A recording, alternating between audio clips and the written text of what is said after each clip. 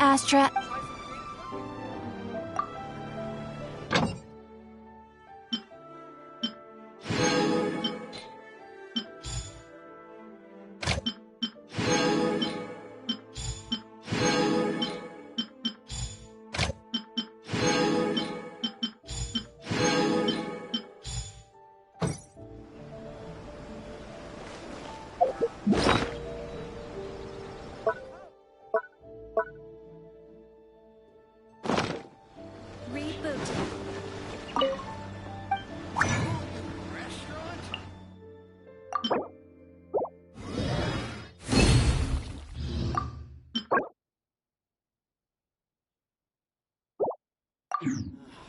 Why do new explorers make the same mistakes over and over again?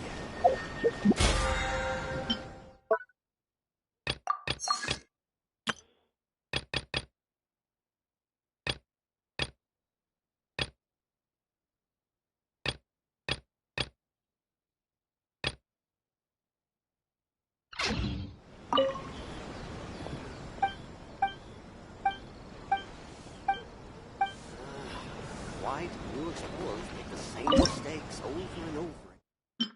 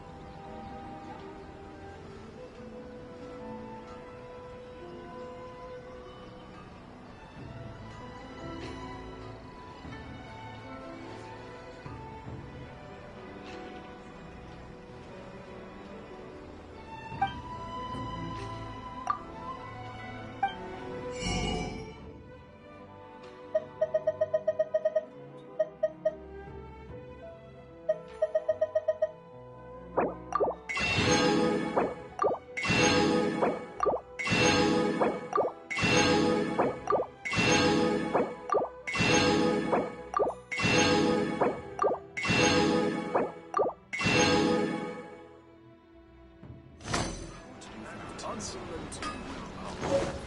Off we go!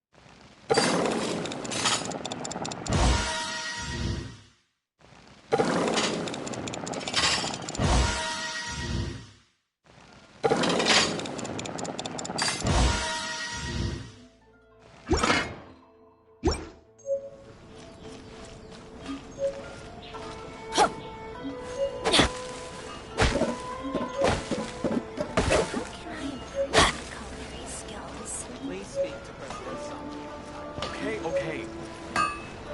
Unrelenting patience.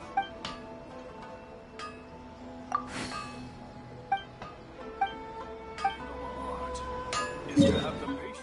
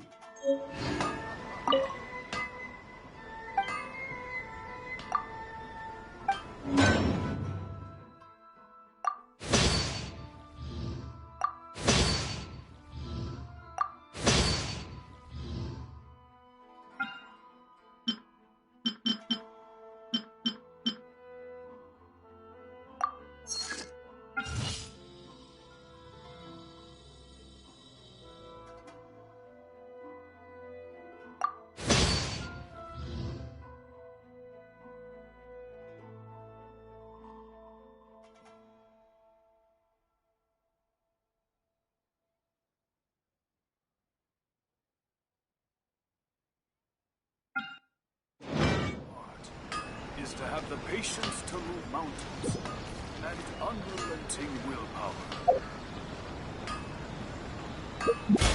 Okay.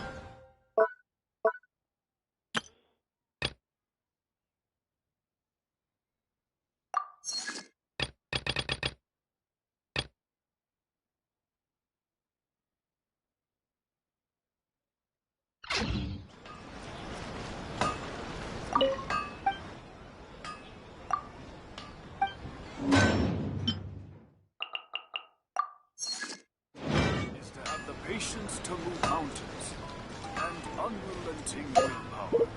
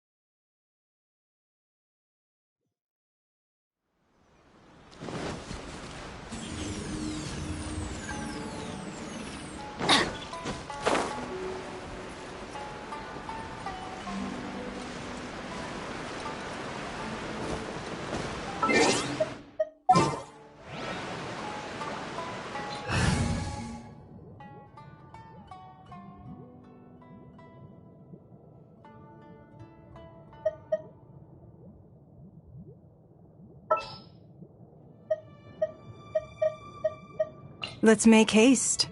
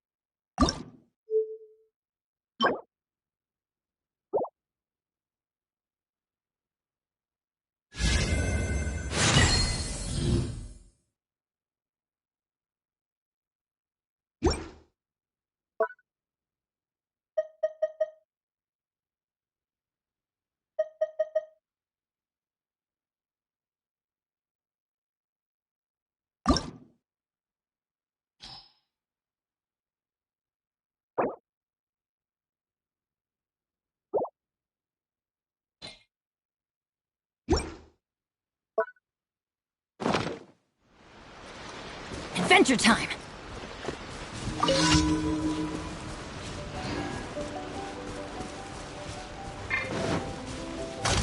Let's light it up! Illusion shattered! Incinerate!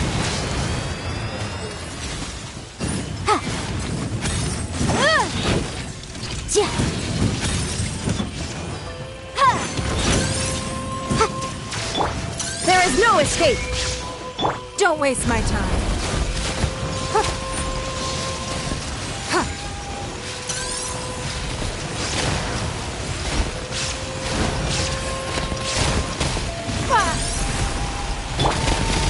Motion to compel! Illusion shattered!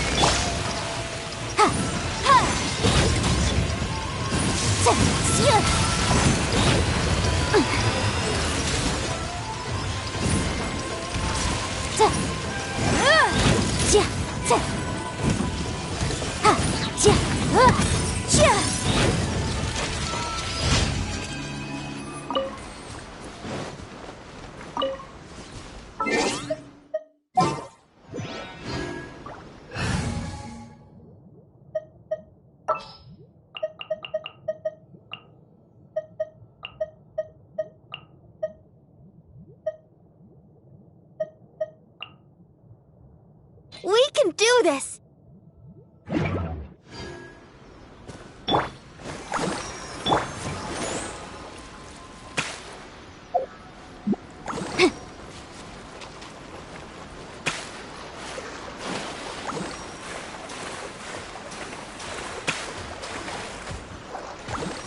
Boom! There is no escape!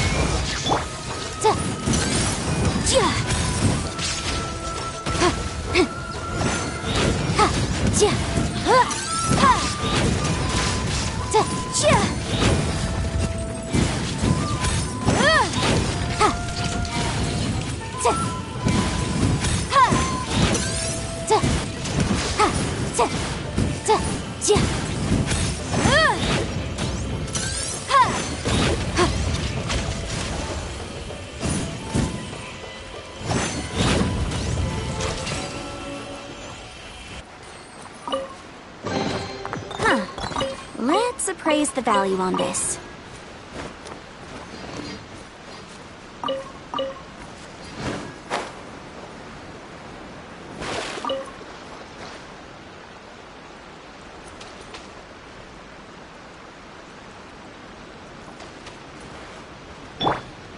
Let the show begin.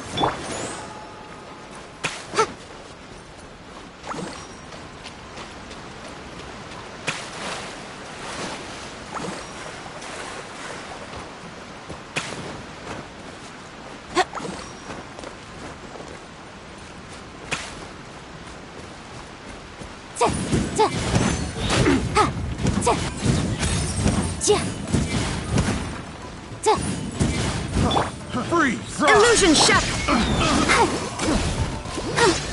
Have a little taste! Let's dance!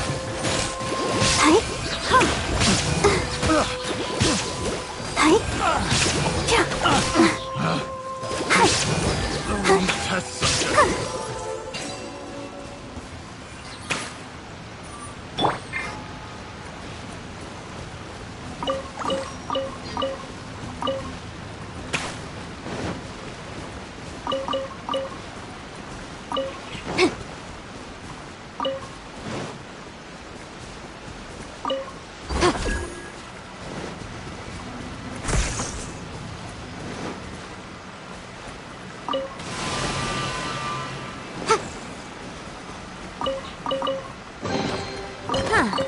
Let's appraise the value on this.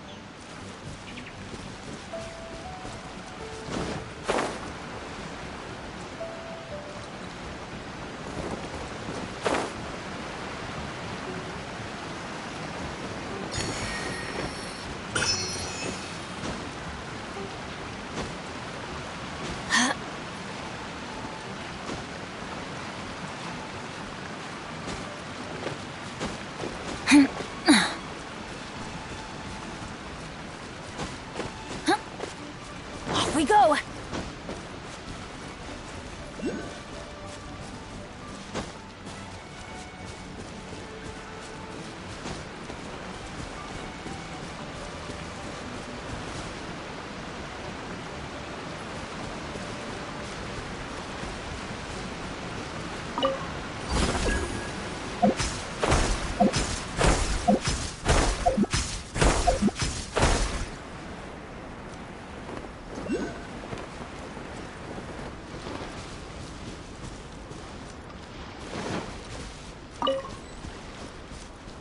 Adventure time!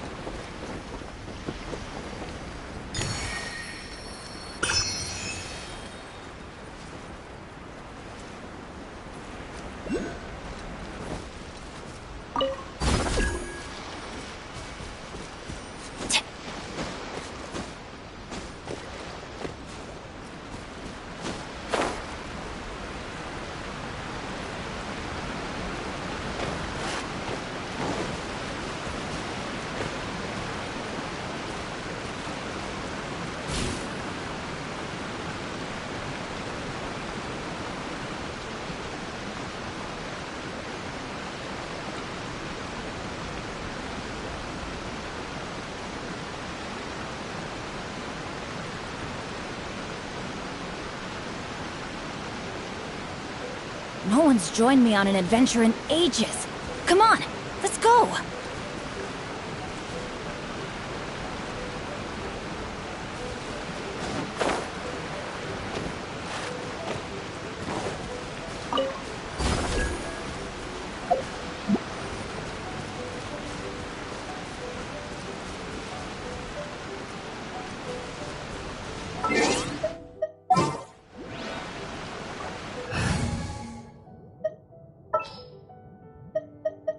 Something's come up?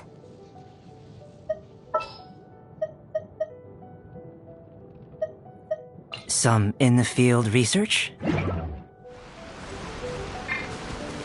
Burst forth!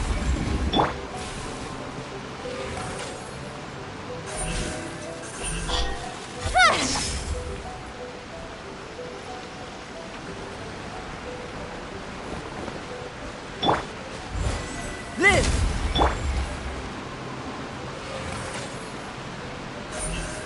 Speed of light! Hey!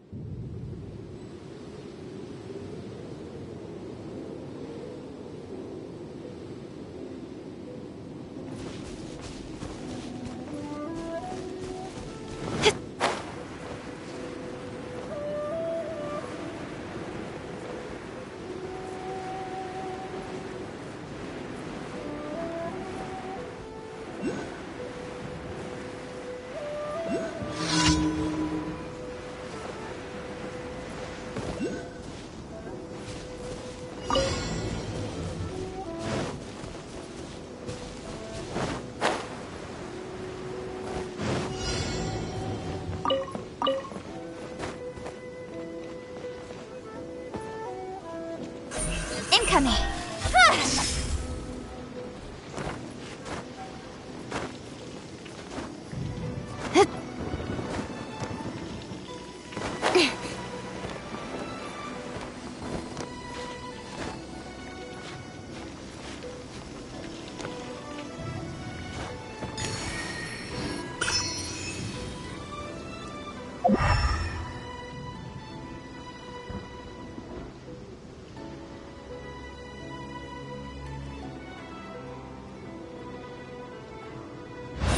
Speed of light!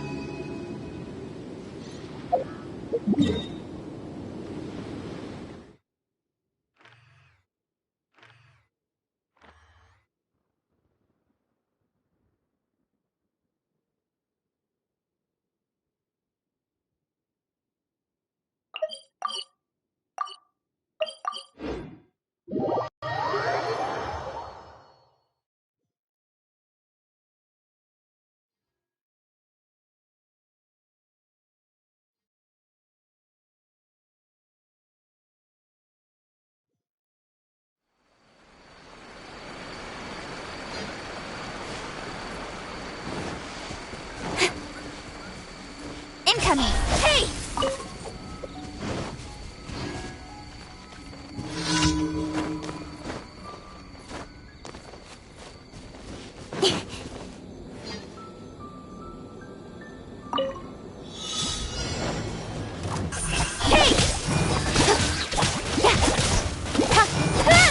With sword comes shadow. I'll protect us. Shine down!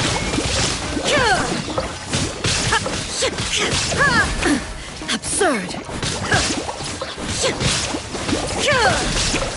There is no escape!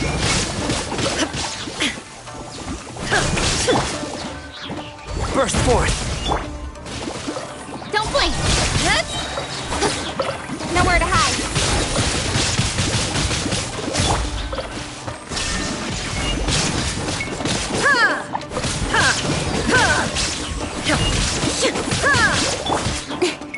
Speed of light. I'll be fine. With sword comes shadow. Don't blink.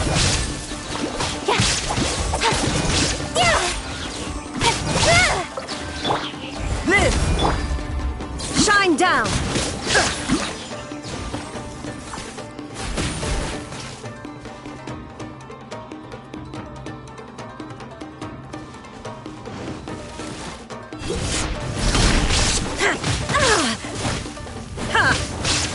Inazuma shines eternal!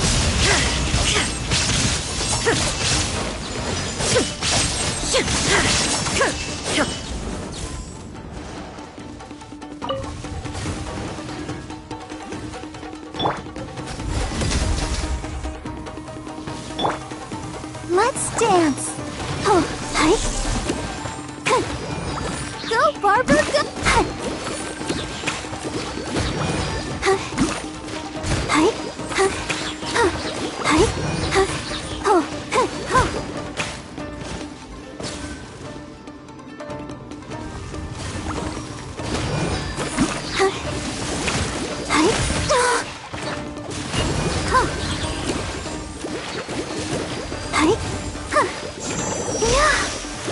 There is no escape!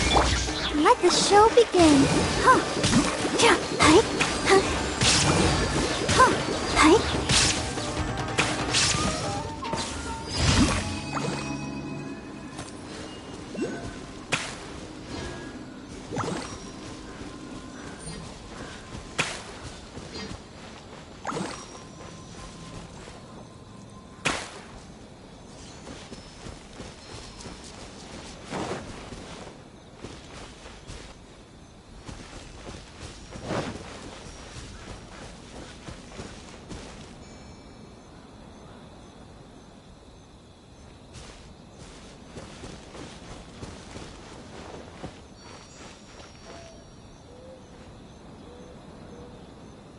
What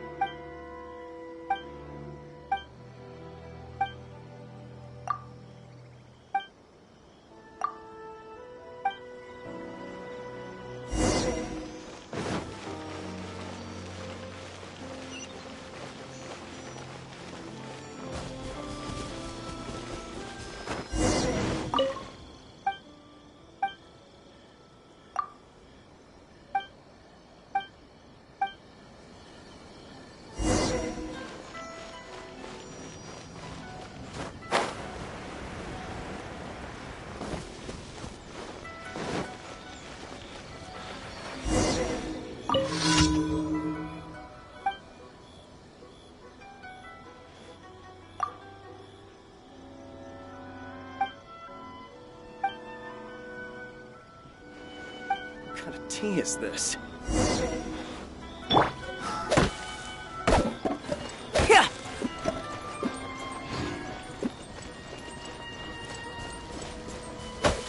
Come and try some.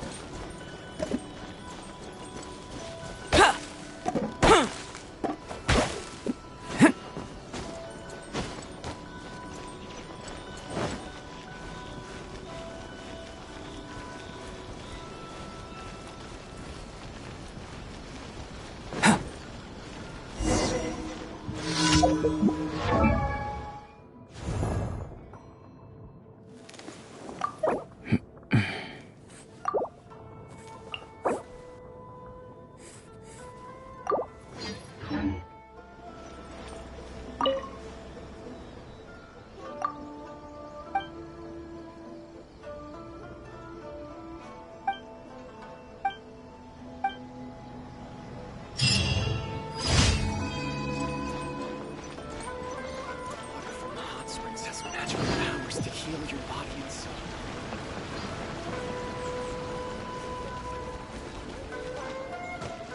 Ad Astra Abyssosk. Thank you for completing today's commissions. Here is your reward. Try some creative cooking.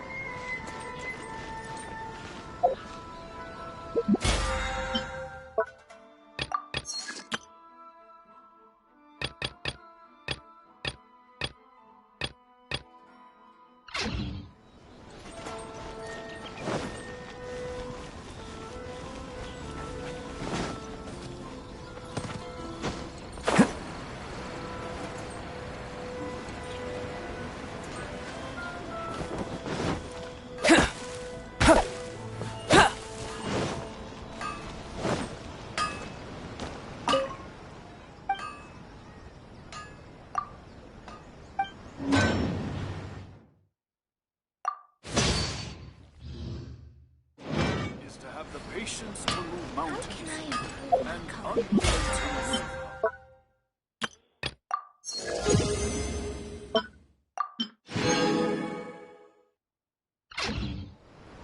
Unrelenting patience and willpower to move mountains.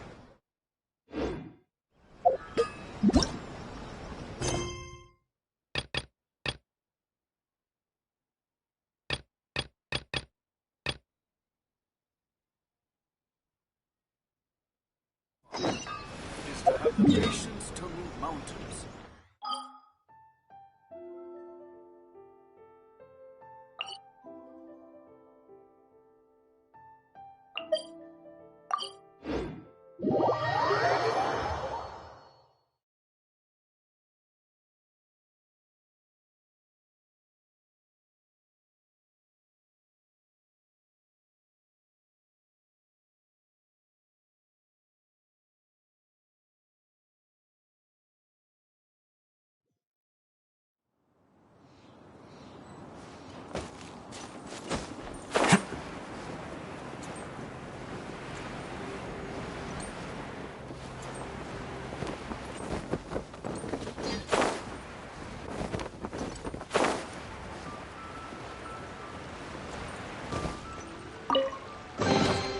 This world holds many a rare treasure.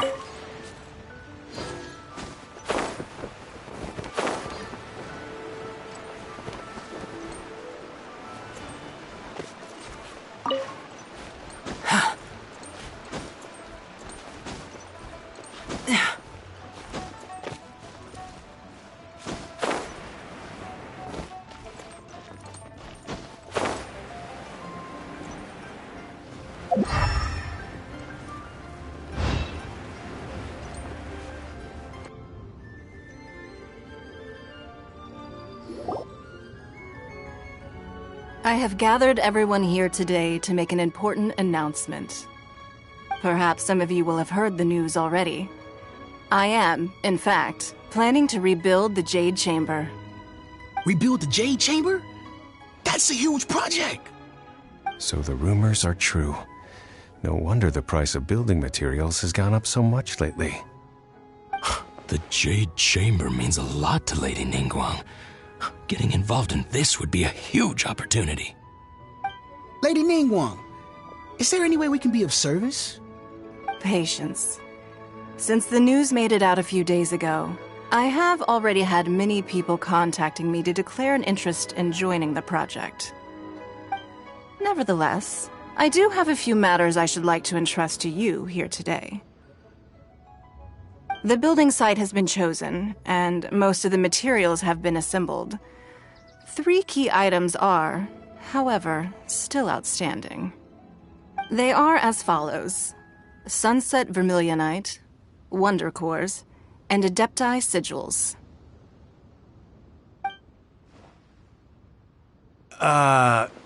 Excuse my ignorance, Lady Ningguang. I'm familiar enough with Plostrite, but I've never even heard of those other 2. Only sufficiently large pieces of Plostrite, or specifically Vermilionite, may earn themselves the Sunset moniker. This stone is what allows the Jade Chamber to float. Wonder Cores, meanwhile, are the central components of the mechanical structure of the Jade Chamber. Adepti Sigils serve as a means of integrating the mechanical devices with Adepti art. They are as indispensable as the mechanical core itself. Although these 3 items are rare, I trust that with your connections and capabilities, procuring them will not be a question of if, but of when. I take the saying, time is money, more seriously than most. Efficiency is everything. I will pay a generous price for the materials that you find, and in addition, the first 3 people who collect all the materials will have the opportunity to ask me a question. You may ask me anything, and I will give you an honest answer. I trust that this means of compensation will be to everyone's satisfaction. These things won't be easy to get hold of. But if it means a chance to get some inside information on Liyuet Harbor's development plan for next year... Then it's the deal of a lifetime. Information from Lady Ningguang is priceless. Whoever gets to it first takes the market. Haha, what a coincidence! I won't divulge too much, but I heard some murmurings about some Plostrite just the other day. So excuse me all, but, I have some business to do.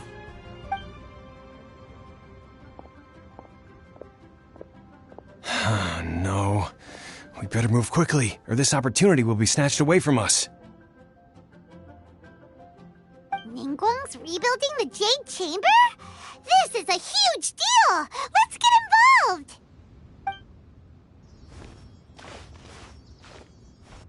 So you heard my announcement, did you? What do you think? Interested? Yes. Providing the question pertains to something I am knowledgeable about. Really? Ooh, then Paimon will ask you about how to run a business! Then we'll never be short of Mora ever again. Of course. But how much information I share with you will depend on your performance. The construction of the Jade Chamber requires a great deal of space. The abandoned mine outside the Golden House has been selected as the building site. Once you have collected the materials, please take them there. I have other business to attend to now. Otherwise, I would gladly escort you to the site in person. When you do arrive, please seek out my secretary. Remember, this is a race against the clock. A rare opportunity presents itself to you. Do not let somebody else snatch it from your grasp. Ningguang seems super busy. Come on, we'd better get going. First, we gotta get out of Eugene Terrace. Huh? Look! It seems like there's something kind of fishy going on over there. Ma'am, you seem like an eminent and distinguished young lady to me. I can see that you're easily gonna win this procurement contest Lady Ningguang has set up. As it happens, we have some information about the materials that I really think might interest you. Come on, let's find somewhere a little more private, and we can get down to brass tacks. No, I don't need it. Don't be like that. Hey, come on! Don't go! Why don't you stand there after her? Oh, right, yeah.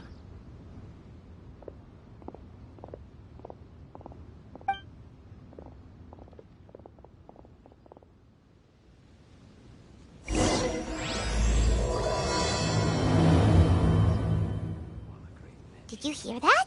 They said they had some useful information!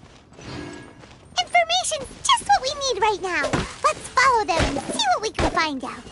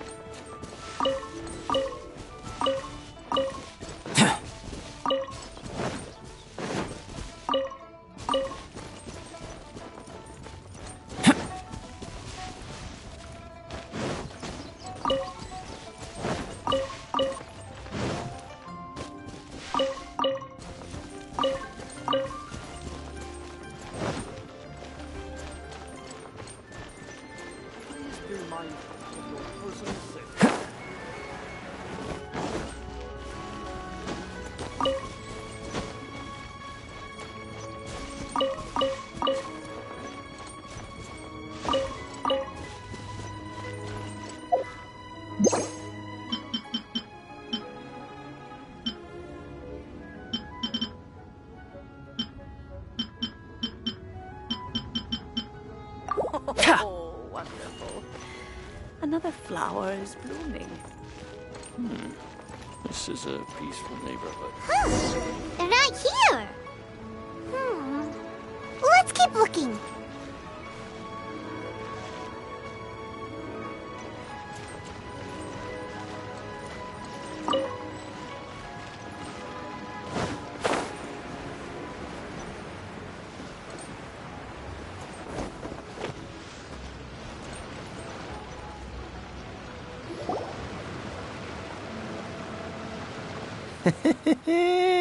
Well, will you look at that, ma'am? Nowhere left to run. Don't worry, we're not bad guys. You give us some mora, we give you a little info. Everybody's a winner. Boss, I got a bad feeling about this. Look at her, the white hair, the energy she gives off. I'm telling you, there's something different about her. So what? She's loaded. How are we ever going to repay those gambling debts if we just let money walk away from us, huh? I've already told you, I don't need your information. If you still can't grasp that, I'm happy to repeat it in a way that won't be so easy to forget. Come on, ma'am. You seem like an intelligent lady. I shouldn't have to spell this out to you. It's not about whether you need the info or not, okay? It's about you taking out your money and handing it over and nobody getting hurt. I won't... No more excuses! I know you have money. I saw you. Yeah, I saw you. Strolling into Leo Lee Pavilion, ordering a table full of food, and only taking a few bites. Then Shin Yue Kiosk, then Wanmin Restaurant. Same story each time. You order all the signature dishes, take a few bites, then you're on your way again. How could you afford to be so wasteful if you weren't from a rich family? And since you're so rich, what's the loss to you in giving us a little spare change, huh? Master warned me not to lay a hand on anyone in Liyue Harbor. But here we are. Perhaps... yes. Let's call it fate. Boss, I'm telling you, something's not right. What are you afraid of? We're just selling information. It's not illegal. If she lays a finger on us, all the better. We'll sue her for everything she's worth. Oh, you again. Millilith? What are the Millilith doing here? Did you do this? You ought to mind your own business! I swear! Silence! How dare you threaten innocent civilians? You're coming with us. No, don't be angry, sir. Please, let me explain.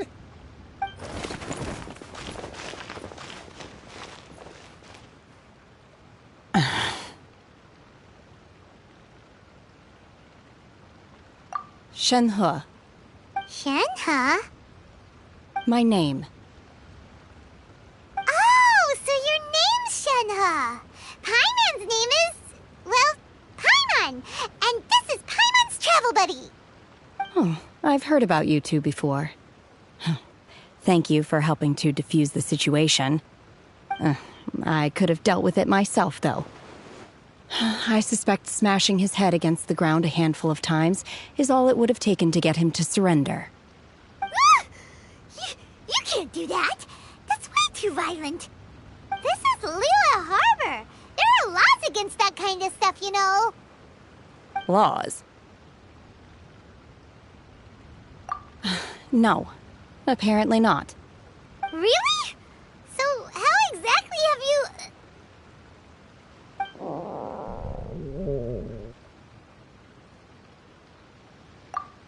That would be my stomach growling. I haven't eaten enough. She's so honest. Wait, that's right.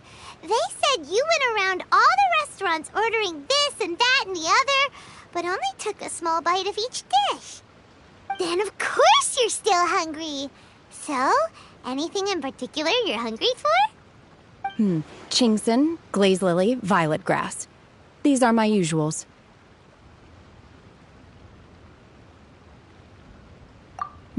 Medicinal herbs? Kinda hard to explain. Anyway, Boo Pharmacy's not far away. Let's take Shenhe there for a big medicinal meal. After all, you can't work on an empty stomach.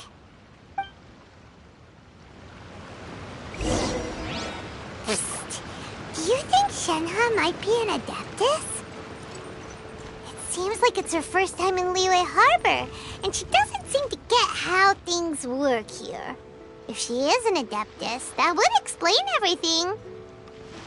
Where does she fit in with the other Adepti, though? Paimon's super curious.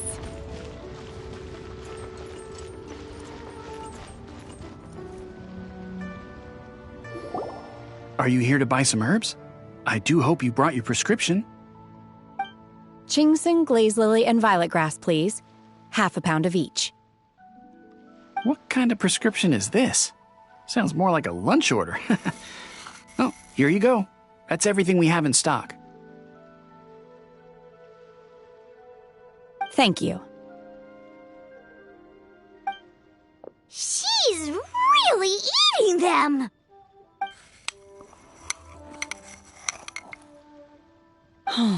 My hunger has now abated. Thank you. Rather awful. Though they were not completely devoid of sweet fragrance, after consuming a large quantity of them, bitterness is all that remains.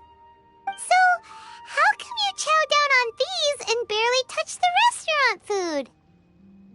If Paimon had enough Mora, Paimon would go to the fanciest restaurant in town and order a whole table of food and eat it all in one go. because I'm not sure whether I will remain here in the future. The food of the mortal realm is most delicious, but should I return to the mountains, yearning for the food here shall only pose an obstacle to my continued spiritual development. Sampling each dish in order to appreciate its taste is enough. Return to the mountains! That proves it! Paimon knew she was an Adeptus! Enough about me. What are your plans from here? Oh, right! Paimon almost forgot! We came out to take part in the Rebuild the Jade Chamber competition! And now we're probably super behind because we've been held up for so long. I see. I heard something about the contest when I was passing by. Yep! You get to ask Ningguang any question you want if you win! Were you interested in the contest too, Shenhe? I came for the rebuilding of the Jade Chamber, but until this point I had no intention of joining a contest. However, you have shown me your kindness, and I would now like to lend you my assistance. Oh, don't worry. I ask for nothing in return. Wow!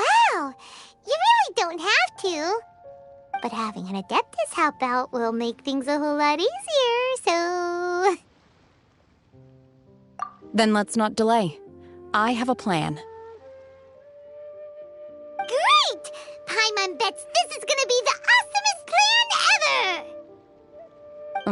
I am not sure whether or to what extent this plan can be classified as awesome. I do, however, believe it will be highly effective. We simply need to dispose of everyone who is currently ahead of us. Then, we alone shall become the victors. Veto! That is not acceptable! Not by a long shot! Really? But I hear that competition is in essence about conflict and one-upmanship. Look, we want to win this competition fair and square, okay? Sunset Vermilionite, Wonder Cores, and Adepti Sigils. Let's start at the top of the list and work down. So, for Plostrite... I was wondering who I could hear arguing over there. So, it's you. Baishu? What are you doing out here? Lady Ningguang wishes to purchase a large batch of wound dressing. We're running low at the store, so I came out to fetch the ingredients personally. Huh? How come Lady Ningguang needs so much wound dressing all of a sudden? I'm not too sure. I did hear she's looking to rebuild the Jade Chamber. Maybe for its first aid on site? I didn't ask, though. Far be it from me to pry into my customers' personal affairs. Oh, and she also borrowed Chi-Chi. Meaning Boo Boo Pharmacy is very short-handed right now. I don't suppose any of you are looking for part-time work by any chance? No, we've got other stuff to do. While you're here, though, you seem to know a lot. Have you ever heard of something called Sunset Vermilionite? Ah, the variety of Plostrite used in the Jade Chamber, yes? There is some mention of it in the Seven Mountain Treatises. When activated, Sunset Vermilionite rises up all the way into the clouds. It's very rare indeed. As far as the records show, virtually all Sunset Vermilionite in existence has been mined and taken possession of. But the Feiyun Commerce Guild would know far more about this than I do. Okay then, let's go ask at the Feiyun Commerce Guild. Thanks, Baishu. You're quite welcome. Good luck to you all. And if there's anything further you need from me, just come to the Boo Boo Pharmacy.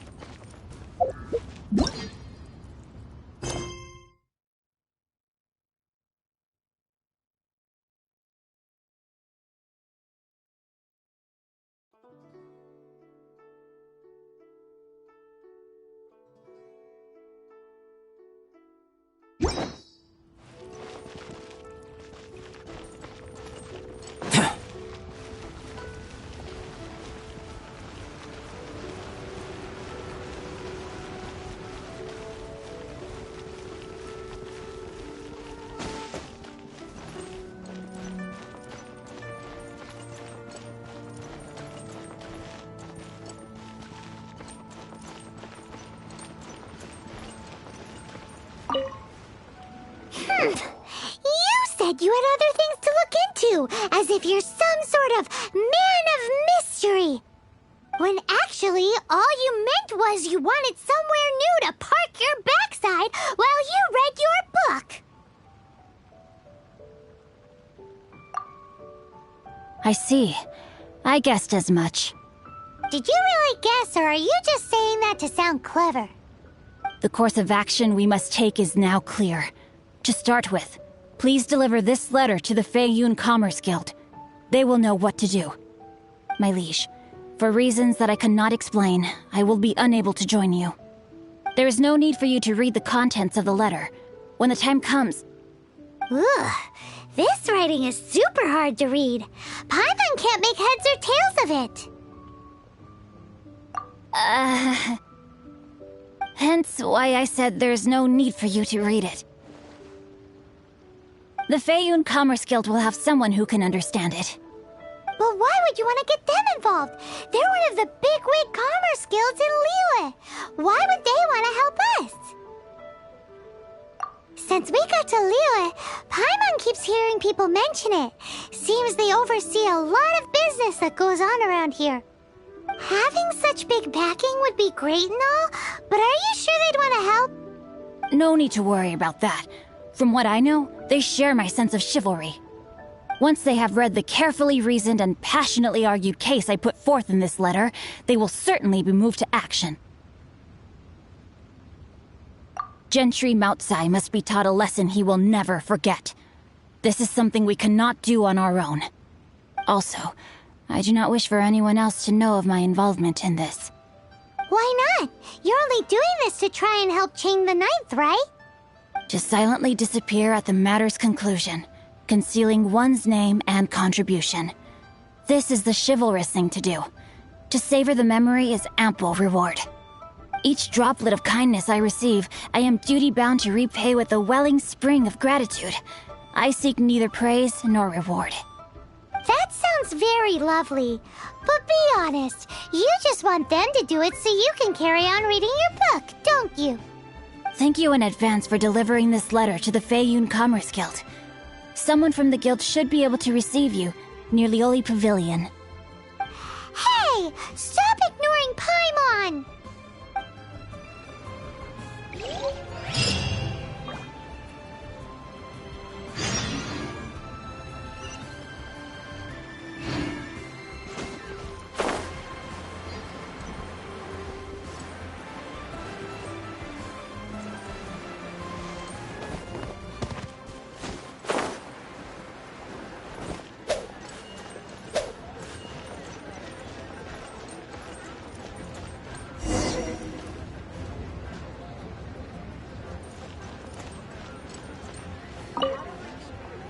Excuse us, we come bearing news of a matter requiring your assistance.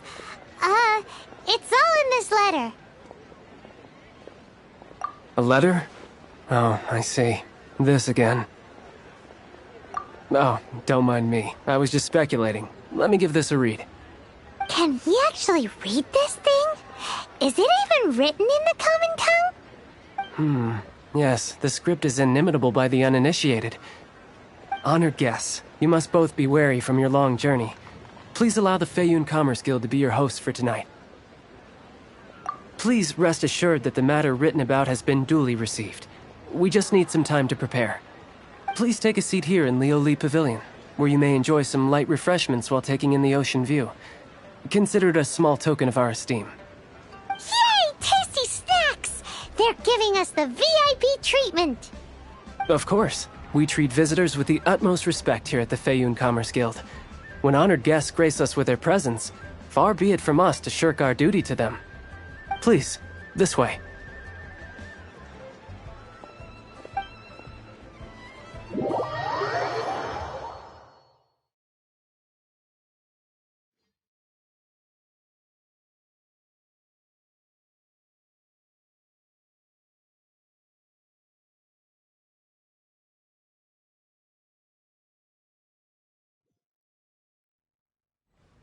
And Paimon thought we'd get kicked out, or turned away at the door. Paimon didn't think Guhua Geek had so much clout. Thank you for your patience. With the amount of wealth and power Gentry Mountsi has, it will take more than a slap on the wrist to get through to him.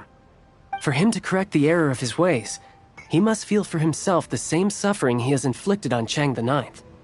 Since Gentry Mountai's business has to do with core lapis, we simply need to buy up all the stock there is in Liu. That will put him in a rather sticky situation.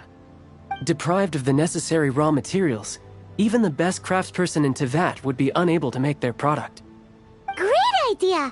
That'll be sure to mess things up between him and the Fatui.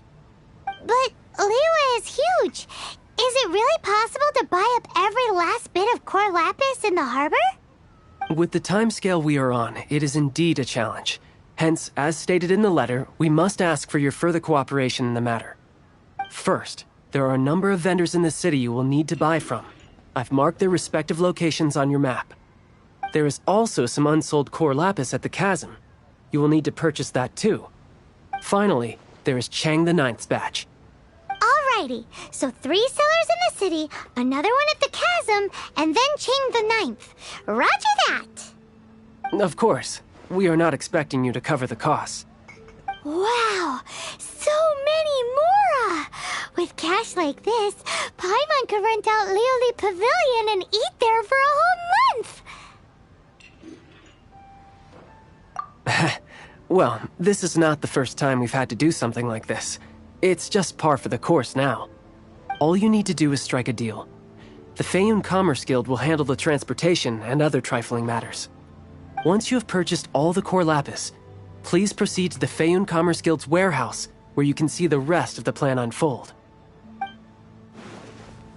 Gotta hand it to Guhua Geek. This is some seriously solid work for a guy who lives in a fantasy world. Let's do this in the order the guy said.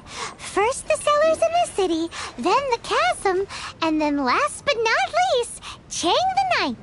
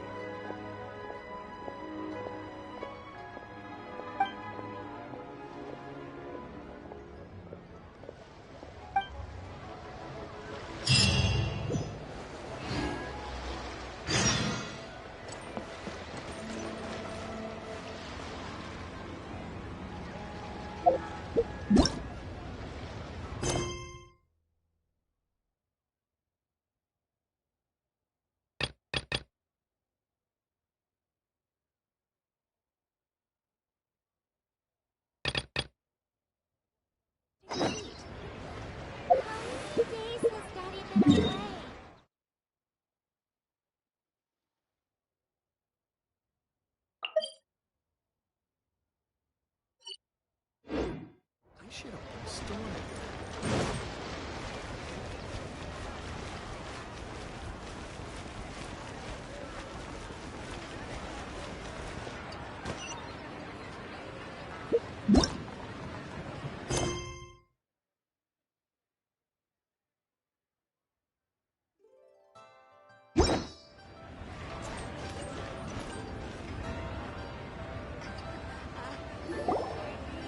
Master Xingqiu, thank goodness you're finally back. Oh? Why do I detect an urgency in your voice? The guild has had a whole string of strange orders in recently.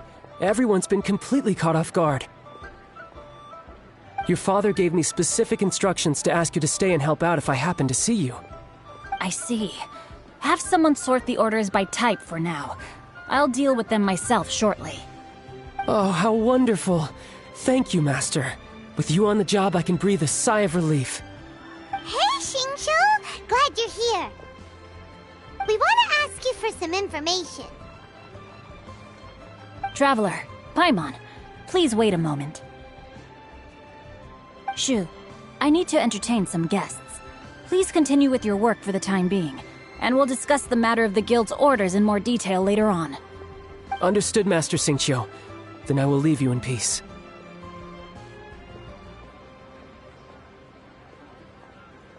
I wasn't counting on finding you here today. What's going on? And how, pray tell, may I be of service? Xingqiu, have you ever heard of Sunset Vermilionite? Oh, I see. So you've entered Lady Ningguang's contest as well. As well? Do you mean... The truth is, the Feiyun Commerce Guild is in possession of some Sunset Vermilionite, but only one piece. We are holding it on behalf of someone who has asked us to put it up for auction, and a lot of interested parties have already come to us inquiring about the price. At the end of the day, it all comes down to supply and demand. In this case, I'm guessing the final transaction price may be in excess of 500 million mora. 500 million?! Honestly, I would recommend that you don't bother bidding on this one. The price is greatly inflated, and it's just not worth it. But without any Sunset Vermilionite... Don't panic. I don't suppose you ever heard of Sea Gazer? Who? Sea Gazer was once very close to Mountain Shaper, but if I am not mistaken, he has already passed away. Yes, precisely. I didn't know anyone else knew about him. According to records of drifting clouds, Sea Gazer once built an abode to store his rarest and most exquisite treasures, among which was some Sunset Vermilionite. After Sea Gazer passed, the abode was abandoned, and its location was lost to time. Luckily, I came into possession of a stack of folk history books just recently. They make some oblique references to this lost abode, and after cross-referencing them against each other, I'm now fairly certain that it is situated in the Lisha area. That's great! But is it really okay for us to just go and take his treasure? Wouldn't it be a little, disrespectful with him being an Adeptus? You needn't worry. As far as I understand, Sea Gazer was very open-minded. Even while he was alive, he wouldn't have let something like this bother him. Open-minded? I have not heard of Sea Gazer being described in this way before. May I ask where you read that? Just a rumor I heard out in the mountains. All right then, let's go.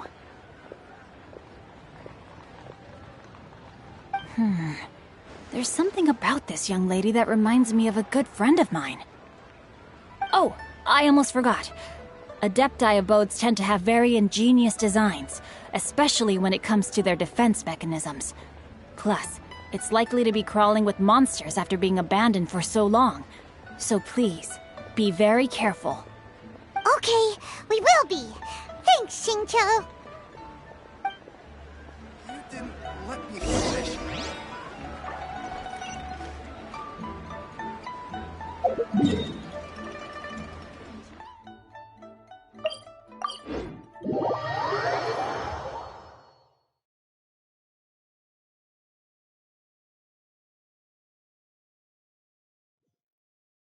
Going out into the world and investigating, turning the unknown into the known. I miss this feeling.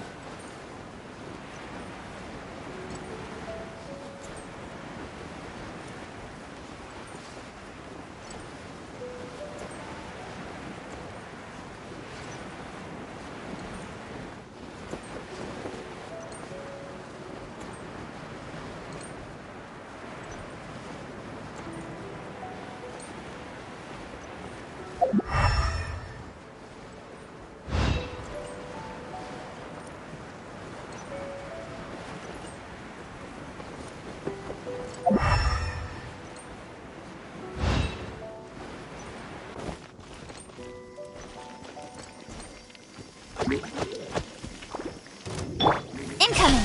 Hey! Let's dance! Oh,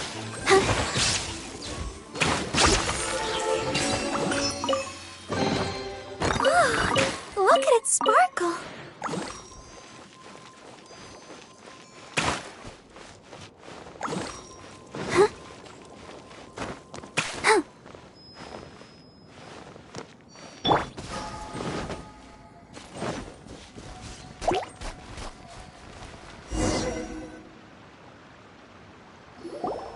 Let's see.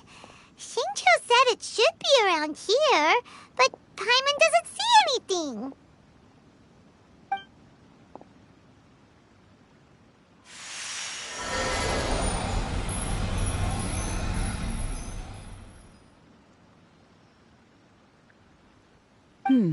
This place was hidden using a special Adepti art.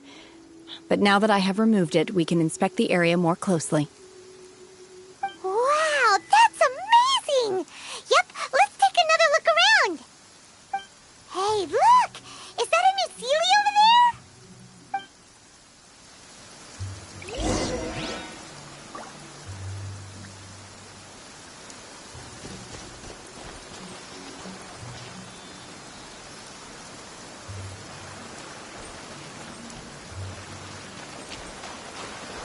Burst forth!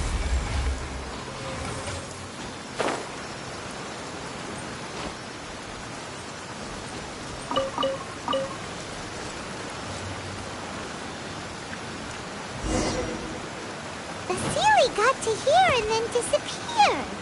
Should we go over and take a look?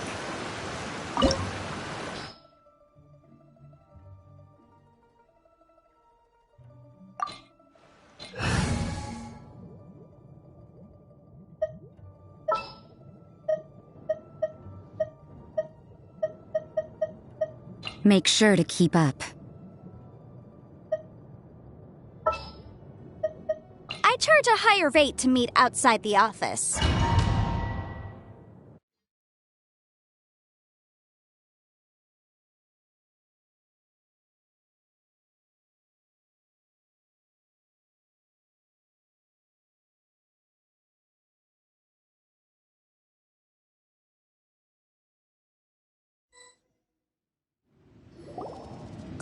What? Weren't we at a waterfall just now? How did we suddenly end up here? Whoa, so many clouds. It feels like we're high up in the sky.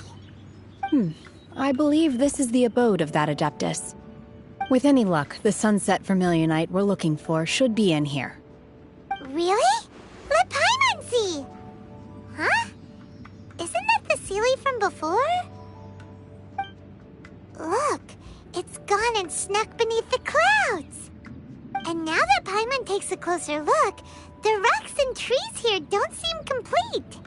Oh, could there be something below the clouds? These are not real clouds. They are the product of an Adepti art used for spatial partitioning. If we want to go down, we must first destroy the mechanism that is maintaining the Adepti art. All right, then let's do it. I sense the presence of monsters in this place. I don't know where they are hiding, so we'd better be careful.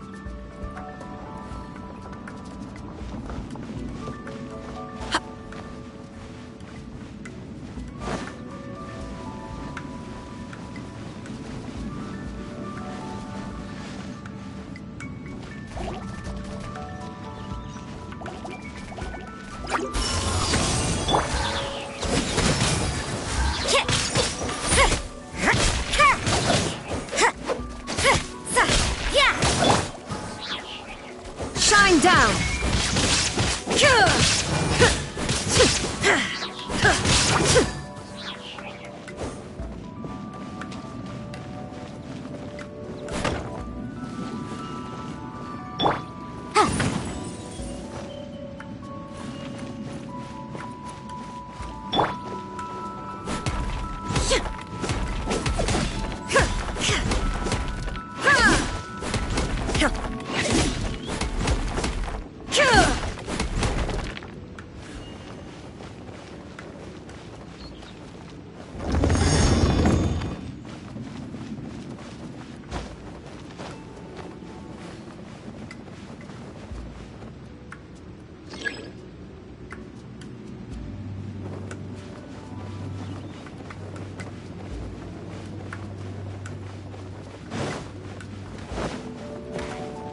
No escape!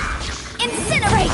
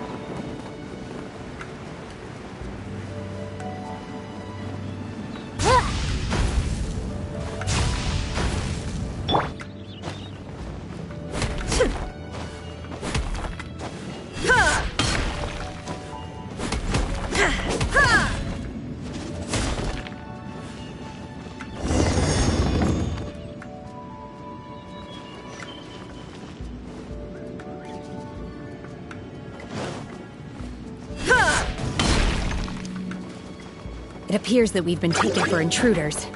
This time, why not allow me to take care of this?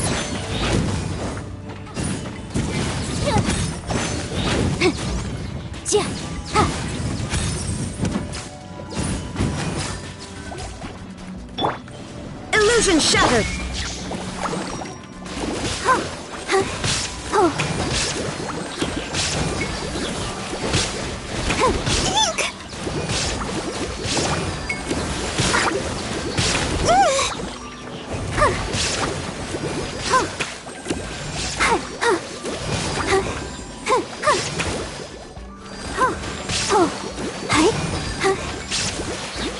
The core of the mechanism is exposed. Now's our chance.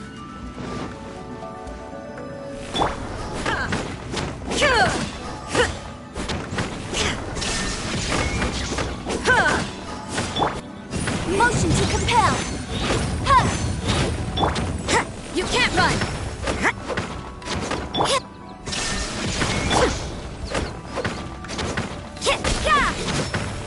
Boom boom!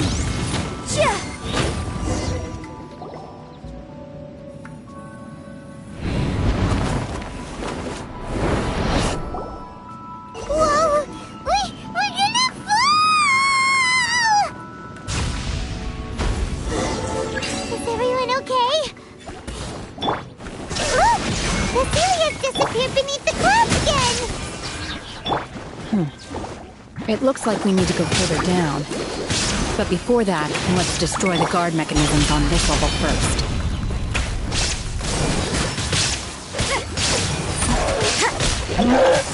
Transfiguration!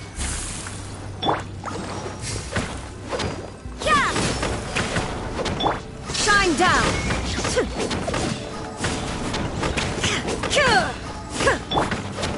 You can't run!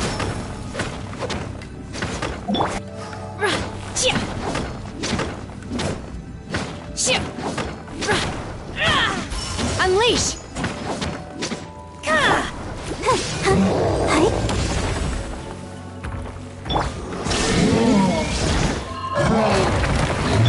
Incinerate!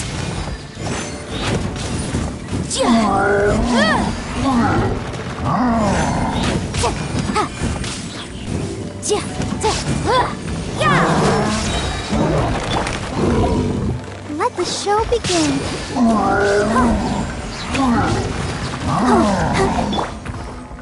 Transfiguration! Punishment! You can't run!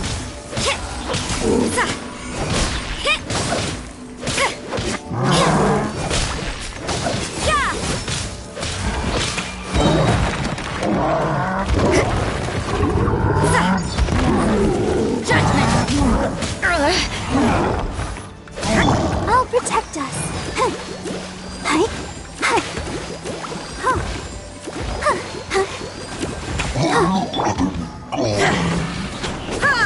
Illusion shattered!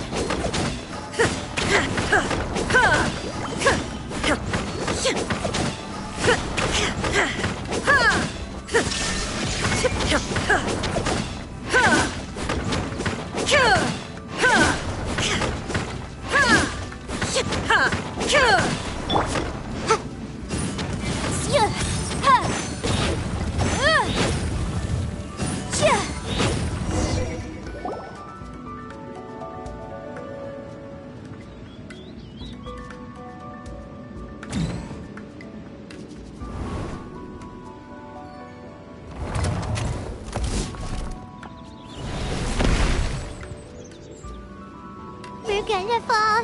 This time, we're really gonna fall. Ah! So high. Luckily, there was a pool of water at the bottom. Otherwise, that could have ended very differently. Hey!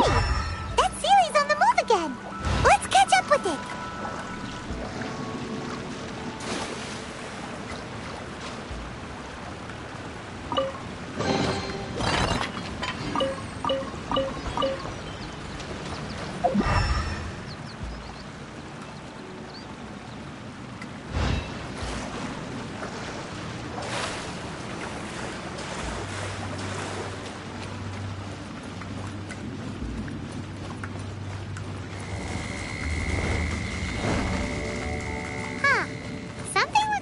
About this stone wall. Let's take a closer look.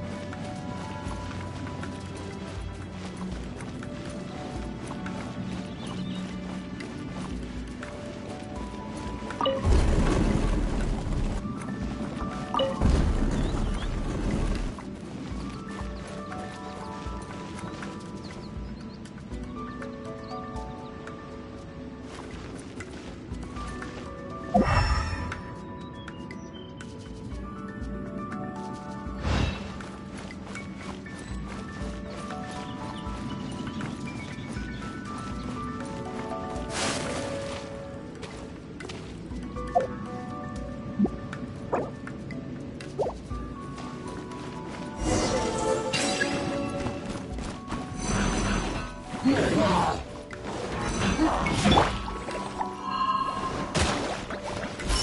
will embodied!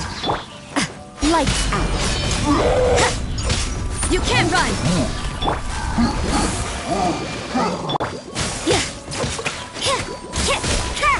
Judgment!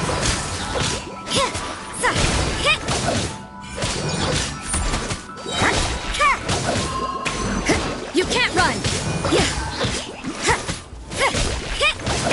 Shine down!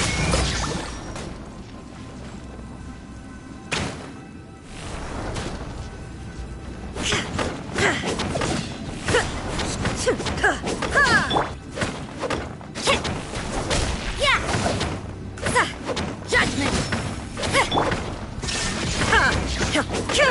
Boom! Time for your arraignment!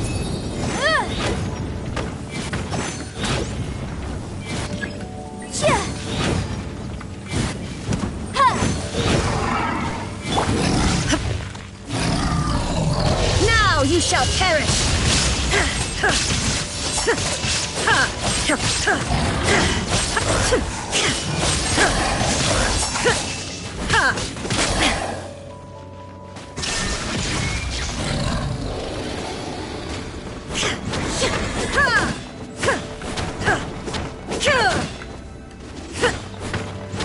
You can't run! Incinerate!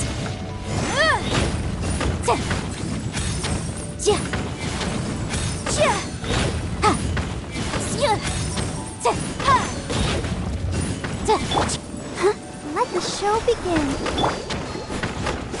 Illusion shattered!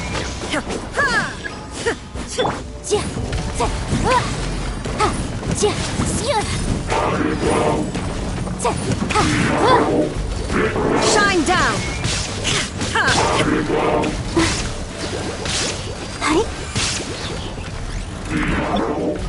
You will regret this!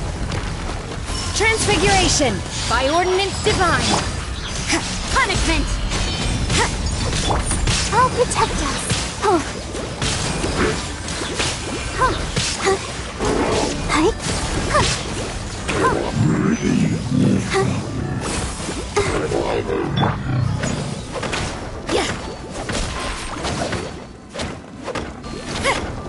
Judgment! There is no escape!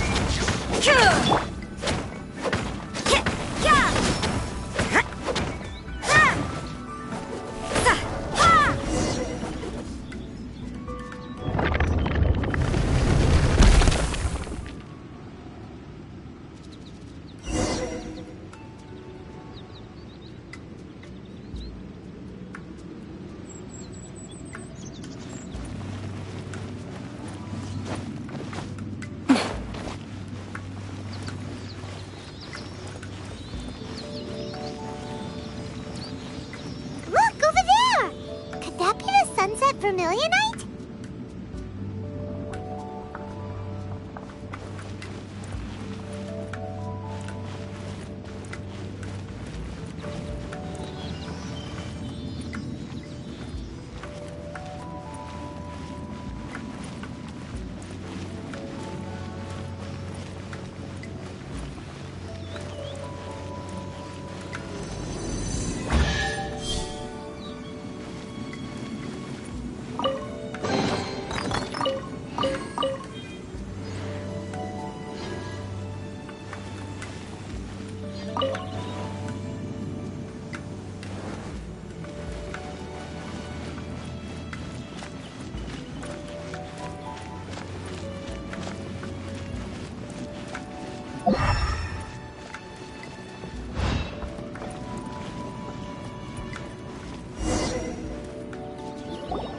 Is this it? Is this the sunset vermilionite? It's so huge!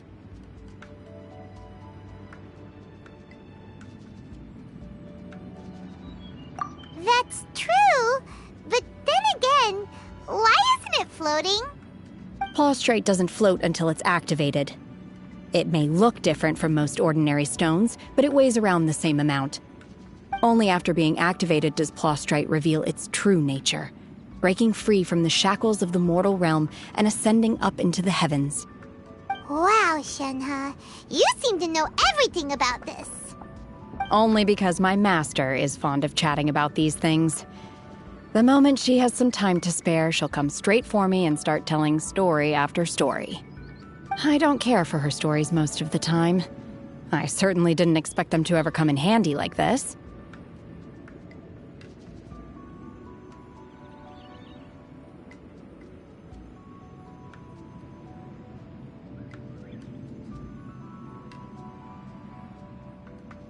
Hold on a sec!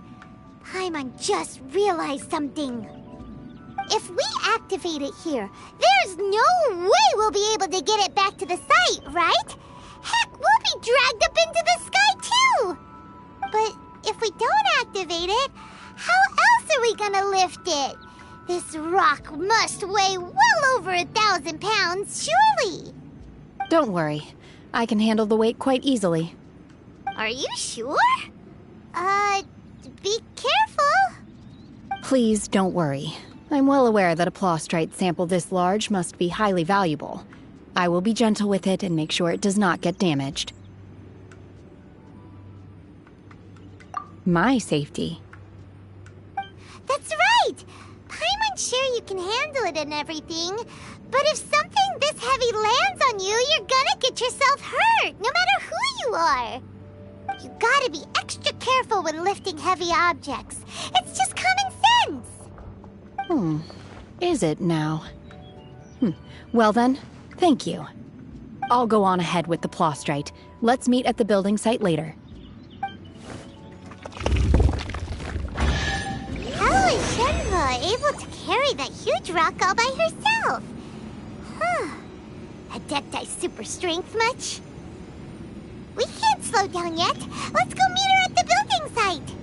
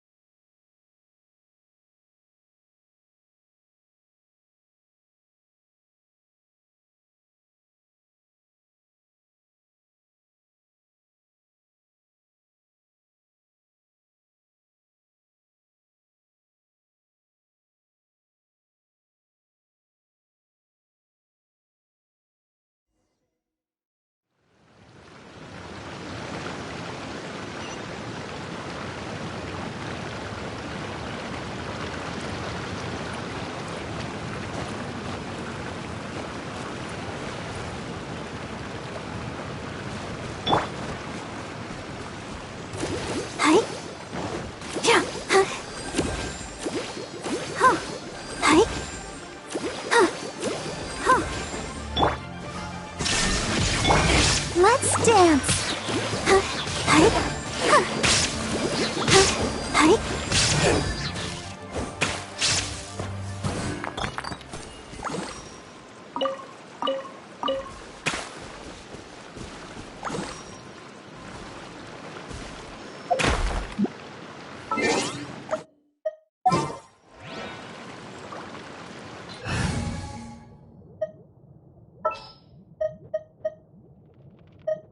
Don't disappoint me.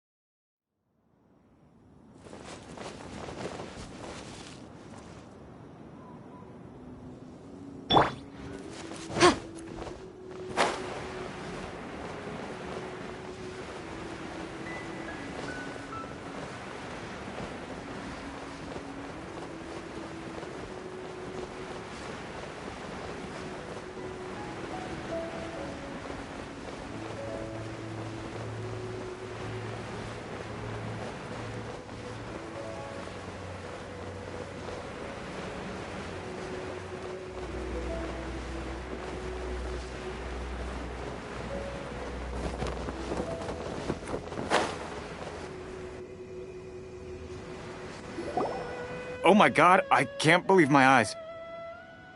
How can she lift that massive rock all by herself? She's got to be one of those adepti, surely. Oh, mighty Adeptus, please give me your blessing so that in the coming year I may reap a more bountiful salary. This is top tier in size and quality, and the condition it's in is quite simply immaculate. Congratulations, this item is approved for submission. I'm going to award you full marks for the Sunset Vermilionite item. May I take your name? My name isn't important. I'm not even here to compete. I was just delivering this for some other people. They should be here any minute now. Shenhua, and Ningguang's little helper. Ah, so you're the ones behind this. No wonder. The rarest talent turns in the rarest Plostrite specimen. But I have to correct you on one point. It's not helper, it's secretary. Okay then, Miss Secretary, what do you think of the rock we found? Pretty amazing, right? In truth, it is the finest piece of Plostrite we have received so far. If everything goes according to plan, we will use this piece in the foundation of the Jade Chamber, which will enable us to proceed to the next stage of construction. As a side note, Lady Ningguang has rented some dwellings in the nearby area to serve as accommodations for the contestants.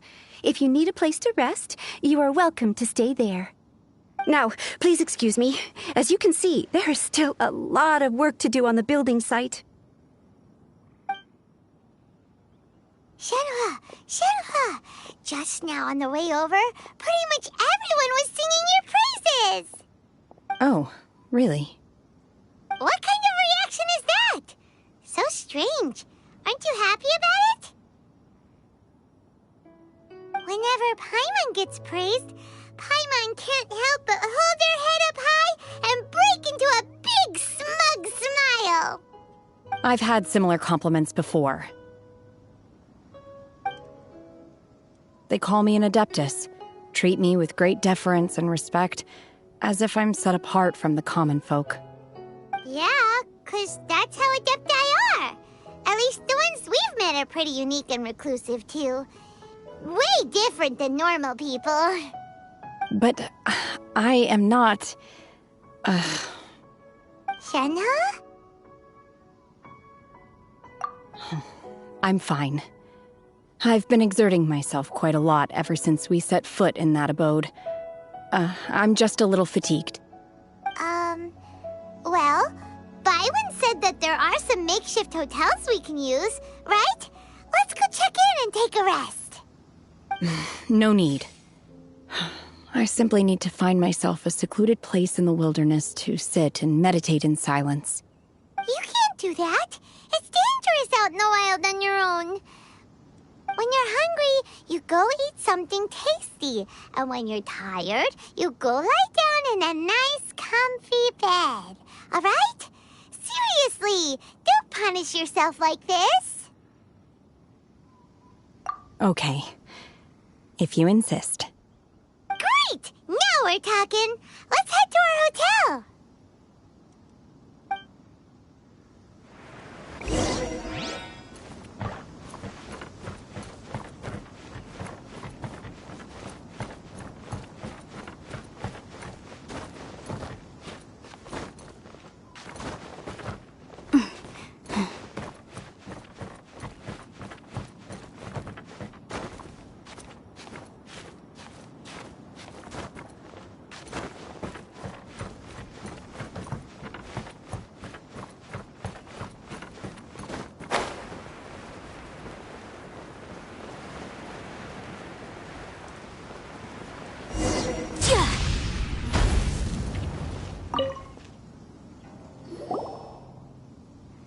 Hi there! Checking in, are we? You're just in time. We only have 2 rooms left.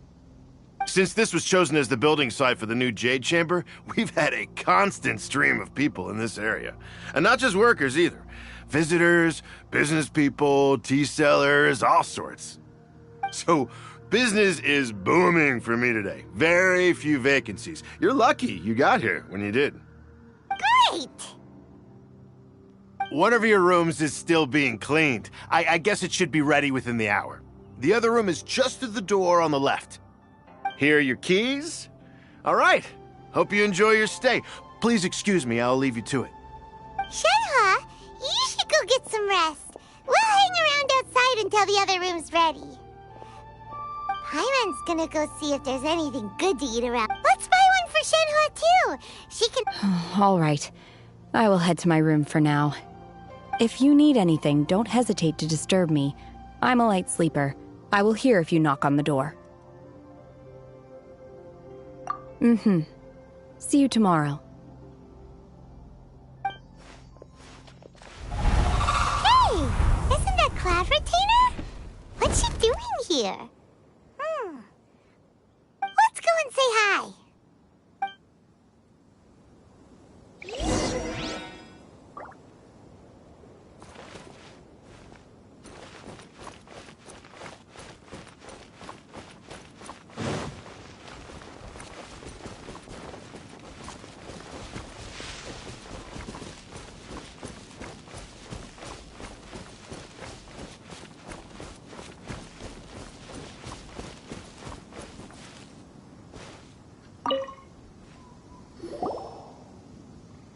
One trusts you have met Shenhe. So, are you getting along quite well? So far, so good. Yeah. So, you know Shenhua too, Cloud Retainer? Naturally. Save for Ganyu, who spends the majority of her time in Liyue Harbor. All the Adepti living today are acquainted with Shenhe to some degree. Cool. So, what's her Adeptus name anyway? Calling her Shenhua feels kind of friendly, but also kind of disrespectful. So Paimon's thinking maybe it'd be better if we called her by her Adeptus name instead. Her Adeptus name?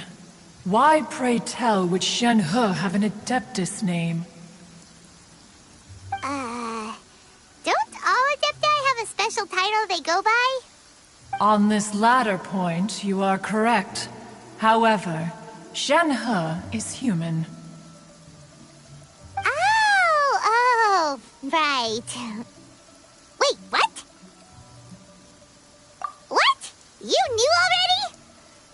So is Paimon the only one who didn't know? Do you mean to say that she presents differently from ordinary human beings? Well, to start with, her problem-solving methods are extremely direct. Ah, yes. She was like this all those years ago when one first met her. In this respect, she has not changed. One first found Shenhe by chance in a cave. One was passing by and sensed the presence of a god's remains. Being of an ever-vigilant disposition, one entered immediately to inspect the scene. Inside was Shenhe, then aged around 6 years old. In her hand, she held a dagger with which she was confronting a monster that was the god's remains incarnate. That sounds so dangerous. When one arrived, she had already been locked in confrontation with this monster for several days. Most mortal children are fragile, both physically and mentally, and are highly reliant on their parents for survival. But not so her.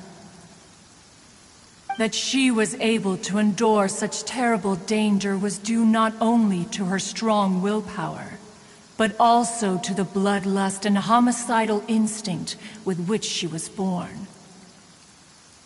One dealt with the monster, yet she still refused to lower her guard. She even pointed her dagger in one's direction and remained ready to strike. Only after she was satisfied that one had no intention to cause her harm did she finally relent. She then passed out without uttering a single word. In other words, if you hadn't passed by that day, Shenhua might have... Not necessarily. Upon one's arrival, one could sense that the god's wrath was gradually receding. Even had the stalemate continued, one suspects that Shen He may have still emerged the victor of the confrontation. That's still so dangerous, though. Why was a tiny little kid battling against the wrath of a god in the first place? Alas, the mortal world is rife with suffering of every kind. And she had experienced her fair share of this, even at a tender age. Seeing that she was homeless, one decided to adopt her. Indeed, it is one to whom she refers. Shen He has an extraordinary constitution, making her well adapted to practicing the Adepti arts. All the Adepti cherished her talents, and so we were willing to train her. However, her homicidal urges did not subside with age. Rather, they grew stronger day by day. Mooncarver once performed a divination for her. He declared that her fate is to bear the curse of calamity. Consumed by malevolent energy, she is prone to bring harm to those around her. Such is the magnitude of the danger this poses, that her soul must be bound with red ropes to keep her homicidal instinct at bay. The red ropes have indeed served to keep her calmer and more content. They also seem to have rendered her somewhat inexpressive. Perhaps the red ropes are so powerful that they have suppressed some of her other emotions as well.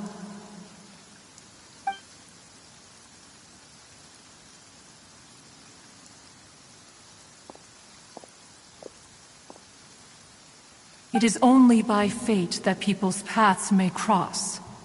Now that Shen He's path has crossed with yours, please be sure to treasure the gift that fate has given you, and take good care of her. Oh, now Paimon gets it. You came out here to check up on Shenhe because you were worried about her, didn't you? Huh. You dare draw such a facile conclusion on the nature of one's present excursion? Incorrect. The truth is that while Liyue Harbor may seem peaceful today, danger is always lurking in the shadows. Ningguang once made a bold assertion that this is to be the era of the contract between Liyue and the humans. Well, one is most curious to observe how she will respond to the coming storm. If she handles it admirably, one is willing to be a witness to her achievements. But if she does not, the Adepti shall not hesitate to seize control. Let us conclude our conversation here for today. One has occupied enough of your time, and night is approaching. Be sure to get ample rest.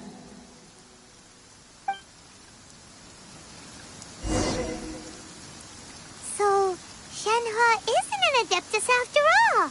She just grew up around the Adepti. Oh, no wonder she doesn't being treated as an Adeptus. Having everyone falling over themselves to show their respect all the time must be kinda hard to deal with.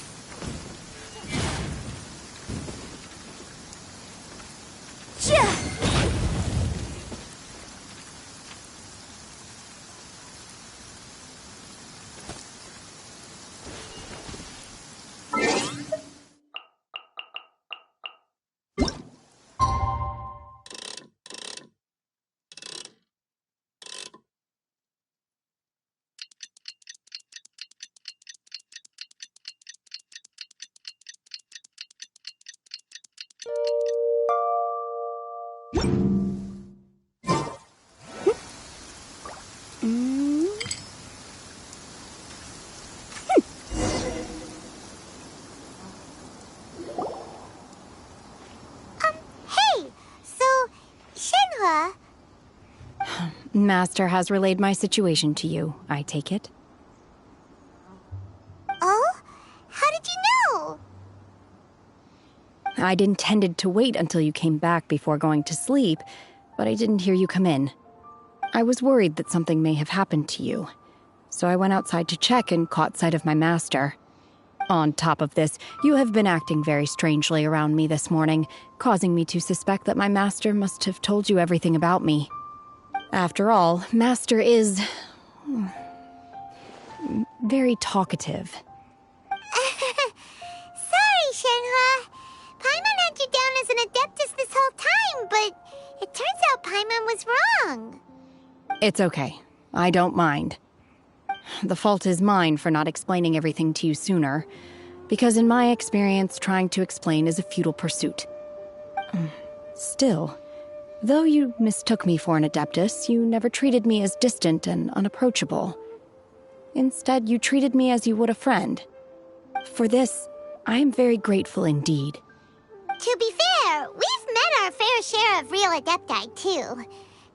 Anyway, now it's settled. From now on, you're our friend. Whether you're an Adeptus or a human isn't the important thing. First and foremost, we're just plain old friends. Got it. Although I don't know quite what it entails in terms of what I have to do, I must say I like the title Friend very much indeed. Great! Well, now that we're all rested up, we should start searching for the other 2 items on the list. But before we do that, let's go to the building site and ask Ningguang's little helper how the progress is going. After all, Sunset Vermilionite is so rare. Paimon doubts many competitors will really be able to find any. If it turns out some of them have given up already, we'll be able to take things a little more slowly. Oh, and another thing. We bought some grilled chicken drumsticks on the way back last night. There was a place just outside. Here's one for you, Shenhua. Try it! They're so good. I concur. It has a rich flavor, far more agreeable than those I've cooked for myself in the wilderness in the past.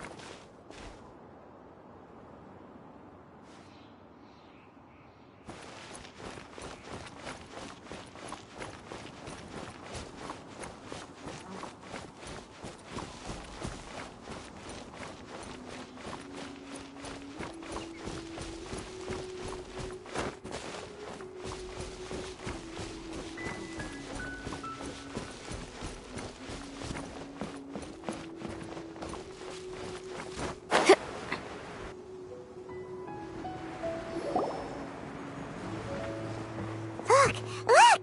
The Jade Chamber is floating into the sky! But it seems to be tied down by something. That's because it's not finished. Hey, Bywin! And hey, Beidou! And hey, person Paimon doesn't know? Given the enormous scale of the Jade Chamber, we split the construction work into 2 phases to make sure the structure remains balanced. Before we find some suitable plastrite, we build the Jade Chamber's keel at ground level. Once the plastrite is ready, we place it into the keel and let the partially constructed Jade Chamber rise up to the height of the surrounding mountain peaks. The remainder of the construction work is then carried out at that altitude. Once everything is ready, we release the iron tethers and allow the Jade Chamber to rise to its target altitude. Miss Bywin, we've brought some new materials to submit. One moment, I'll be right there. The construction work has only been able to progress this rapidly thanks to the plastrite provided by you. Lady Ningguang is most grateful and looks forward to seeing more of your work.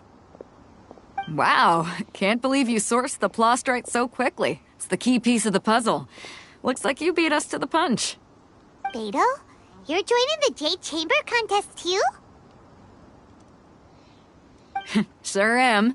I happened to get my hands on a chunk of Sunset Vermilionite on a voyage a while back, so I figured I'd bring it over. Huh. So even though it's rare, we're not the only ones who managed to get a hold of it.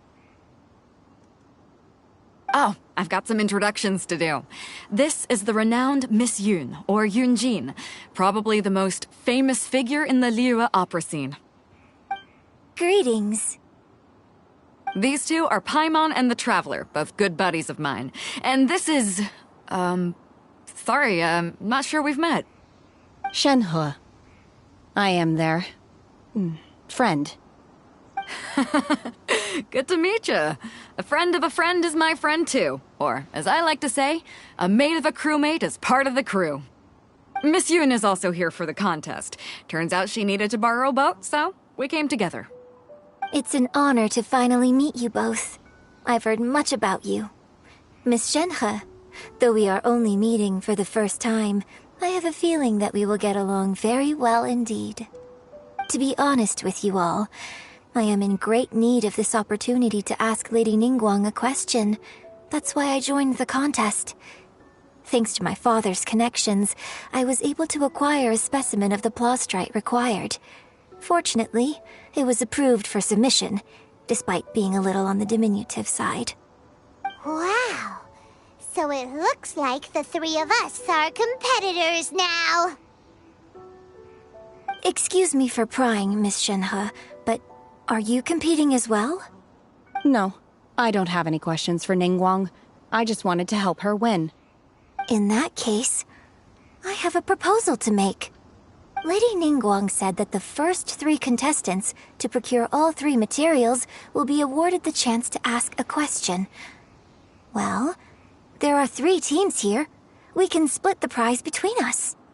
Instead of competing against each other, we could work together to secure the top 3 places between us. What do you think? Sounds great, but how does it change things exactly? I think I see where you're going with this, Miss Yoon. The plostrite was the most difficult item to source by a long shot. Luckily, all 3 of us managed to get our hands on it. The 2 remaining items aren't quite so rare, so as long as one of us finds a way to source it, the other 2 can hop on the bandwagon. How'd I do? Is that what you had in mind? Precisely. Huh. Interesting approach.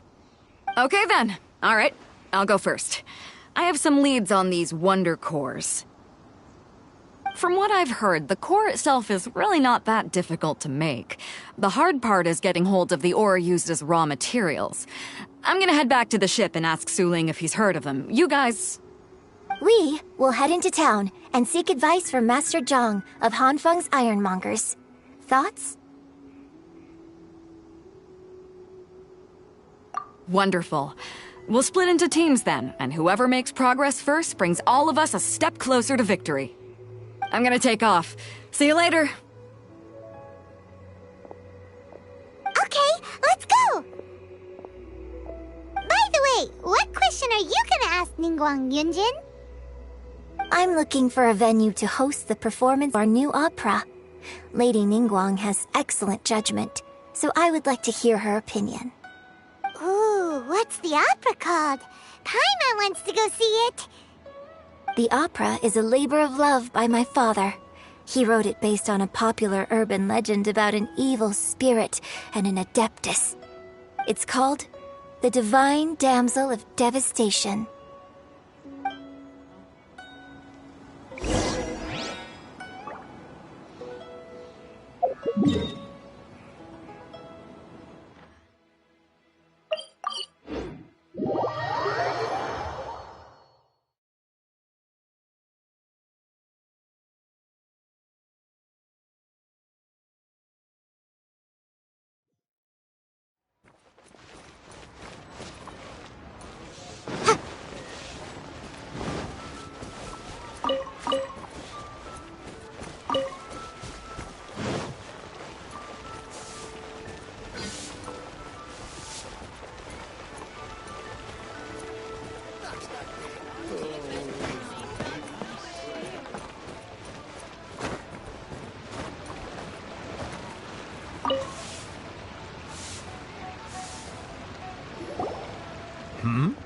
Ah, hello. Are you here for something off the shelf, or do you need something forged? Excuse me, Master Zhang. We were wondering if you'd heard of something called a Wonder Core. Of course I have. Sorry, who's asking? My name is Yunjin. Perhaps you don't know me, but I believe that you forged some weaponry for my father in the past, for stage use. Yunjin? Stage use? Oh, so you must be Miss Yoon. Sorry. My brain's finally caught up. It's not used to doing much beyond bashing a hammer all day. Everyone's heard of you, Miss Yoon. Even folks who don't make it to the opera all that often. Like myself. So, you're here to ask about wonder cores, huh? As it happens, I do know how to make them. Matter of fact, I made some for Lady Ningguang back when she was building the original Jade Chamber. The types of ore needed to make wonder cores are a little hard to come by. Lady Ningguang supplied them herself last time. I don't suppose you've brought any yourselves? No, we were gonna ask you what kinds of ore we need. Sure. Well, you'll need two kinds. Star Splinter Iron and Subrosium. If I remember correctly, Lady Ningguang sourced her Star Splinter Iron from the Mount Tianheng area. They say it resonates with visions.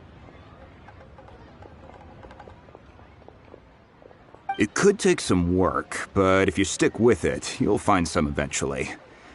As for the Subrosium, though, that's trickier. It's all but unheard of on the market. I'm really not sure. Sorry. What I've heard is that the people around Mount Tianheng have some sort of magic trick that can pinpoint the location of the stuff. Of course, it's probably just hearsay. If you want my advice, start by looking for Star Splinter Iron around Mount Tianheng. And if you run into any locals, ask them a few questions about Subrosium. Mount Tianheng. Interestingly enough, the story of the divine damsel of devastation also takes place on that mountain. I hear the view there is quite spectacular. A favorite destination of the Adepti, in fact. Perhaps it can give me some inspiration. Let's not delay. We should head straight there.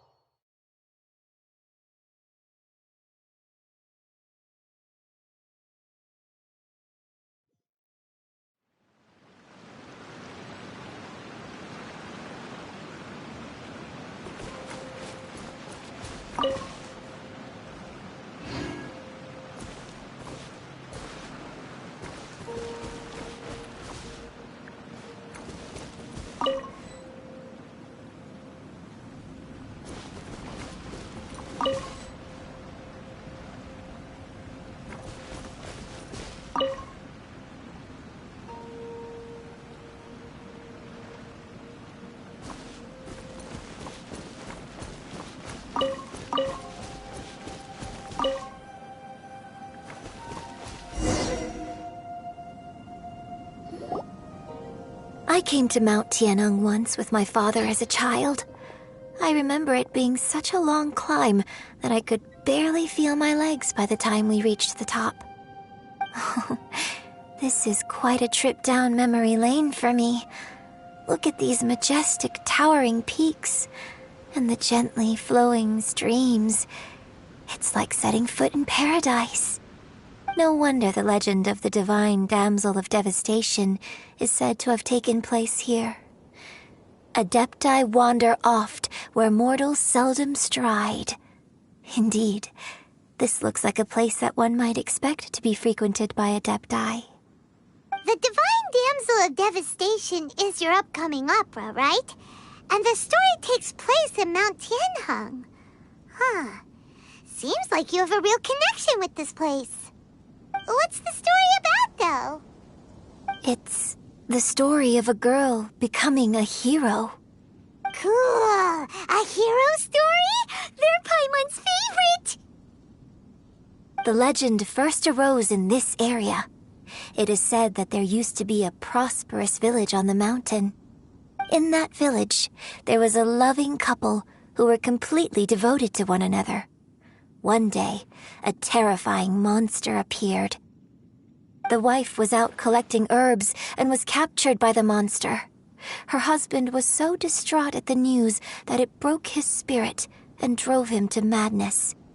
The vile and vicious monster told the villagers, "If you want to live, you must sacrifice a child to me."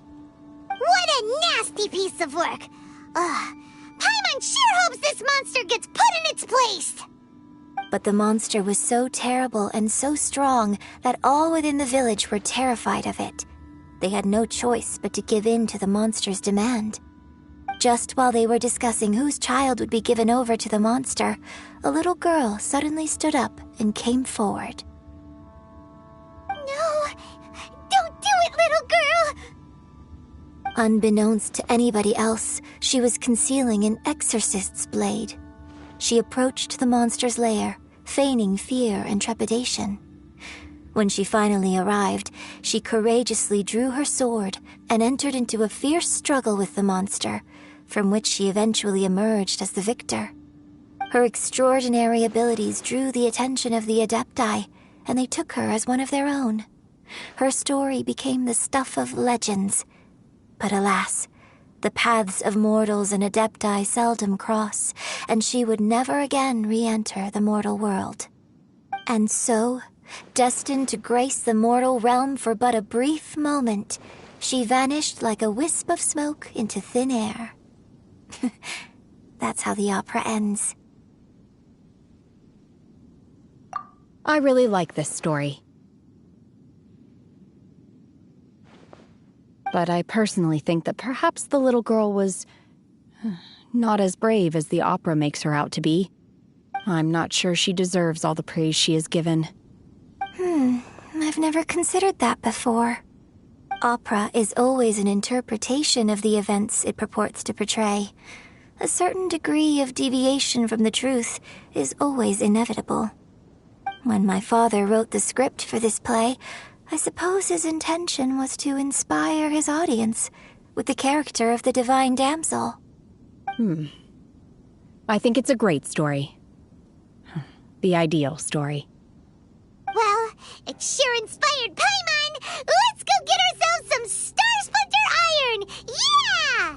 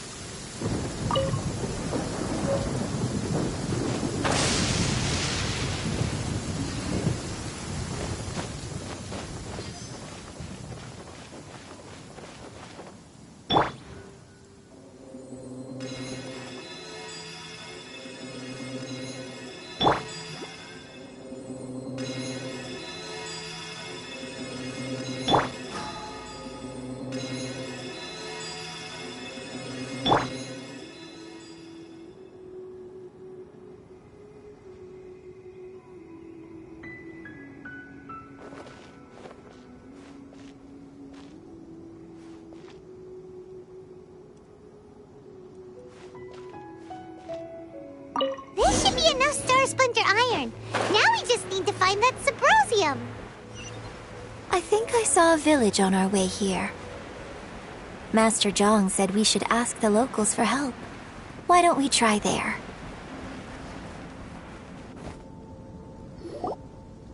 Hey, there really is someone here.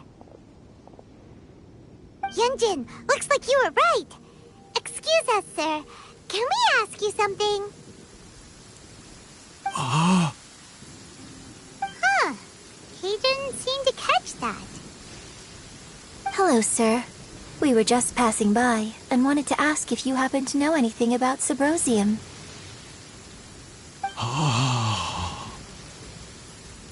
Is he trying to tell us to look for clues in the village? Well, whatever. Guess we're on our own here. Shenhua, Yunjin, let's have a look around. Sorry, you can go ahead without me. I'd like to have a word with this gentleman.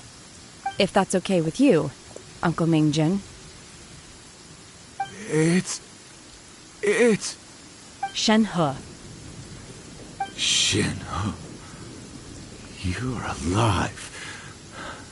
The rumors were true. So, all these years? I'm sorry, I don't know how to find Subrosium. But I think you can find some information in the village. This place is deserted now. No one ever comes here. So you can rummage around all you want. Huh? You know this guy, Shenhua? Thank you, kind sir. We'll go and take a look around. Don't worry. Mingjin has no ill intention towards Miss Shenhe. She'll be quite safe. Okay, then let's see what we can find in this village.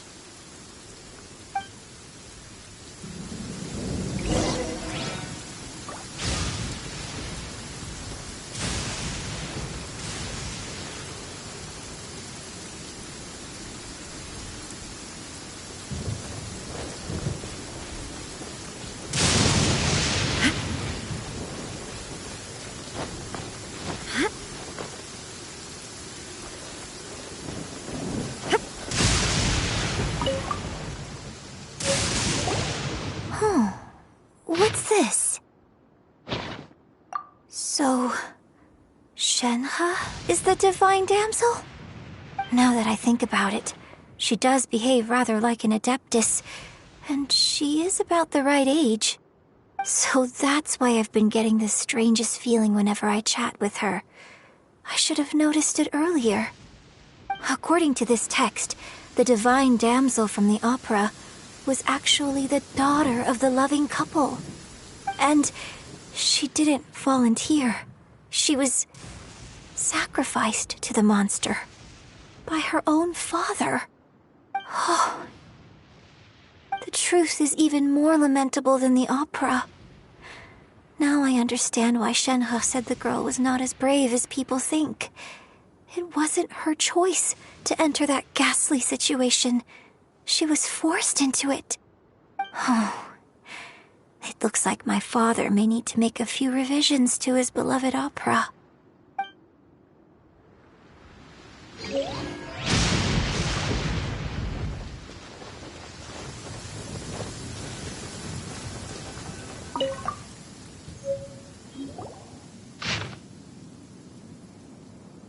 So it seems that Shenhe's father thought he was summoning a benevolent deity using a magic incantation. But in fact, he summoned an evil god's remains, which took the form of a monster. His obsessive yearning for his deceased wife led to a terrible tragedy. The villagers moved away in fear, without ever learning the truth. And now, this place is deserted. Still, I do wonder what the connection is between Shenhe and Mingjin. We've looked everywhere, but still no mention of Subrosium. Let's have a look over there.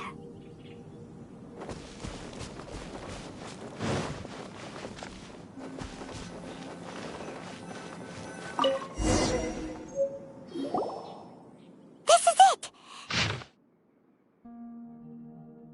So basically, we need to go to the middle of the lake south of Mount Tianheng at dusk, and we'll find us some Symposium.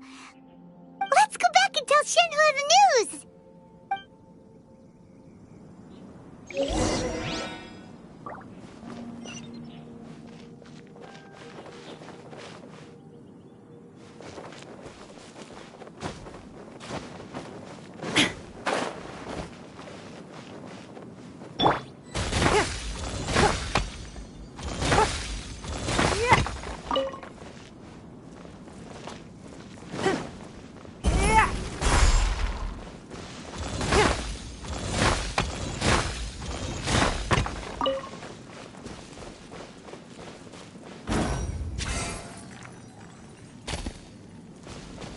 It's nothing.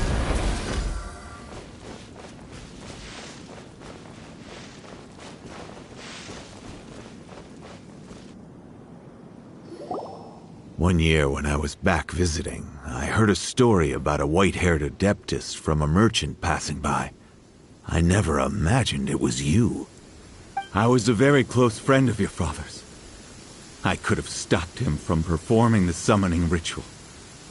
I had plenty of chances, but I couldn't bring myself to stand up to him. I just let things happen, let it all escalate. Well, we all know how that story ended. I bring flowers back here every year. And each time I wish I had a chance to apologize to you. Apologize for what? If you'd stopped him, he'd only have found another way. There is nothing he wouldn't have done for his true love. Nothing. Do you still hate him? I don't know what I feel. I'm told my fate is to bear the curse of calamity, so my master bound my soul with red ropes to curb my aggression.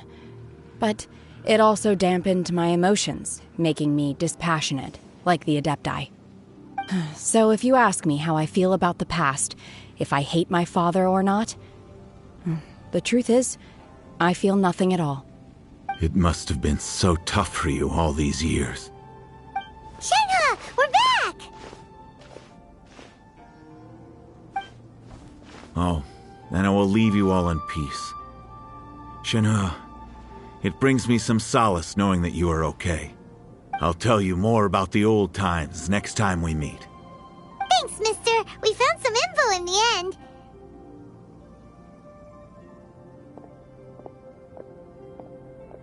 Shenhua, look!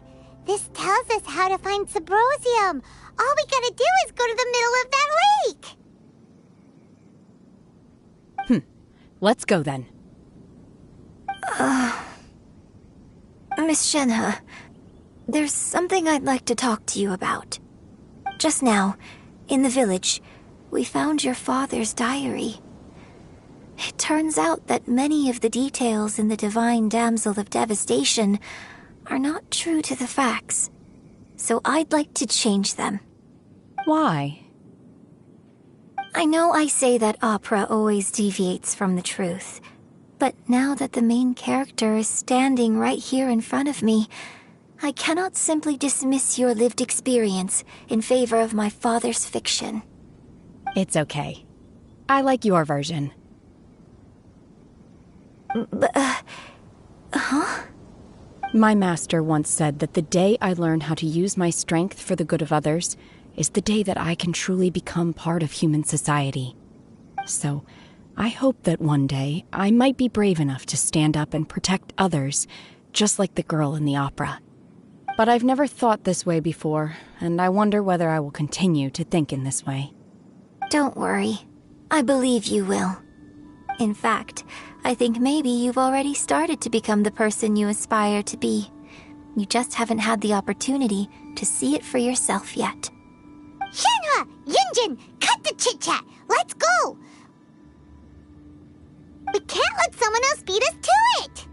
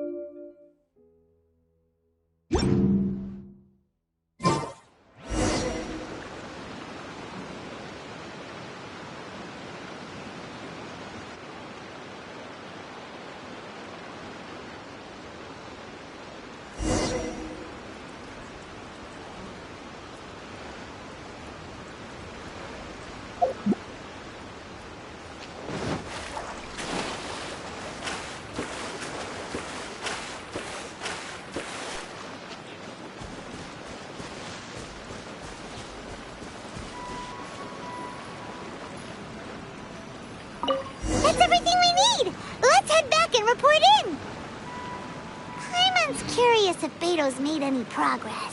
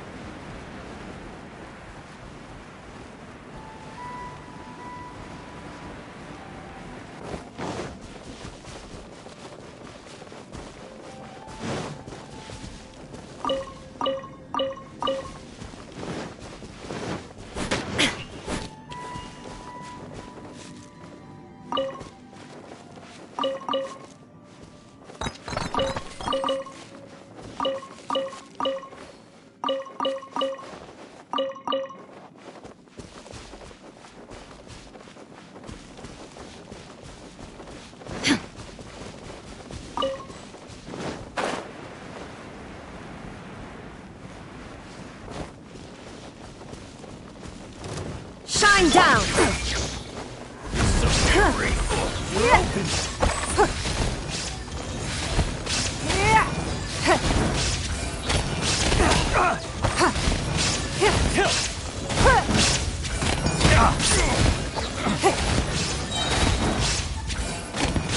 Come again.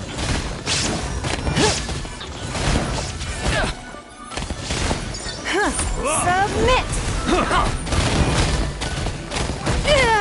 We are all but pawns.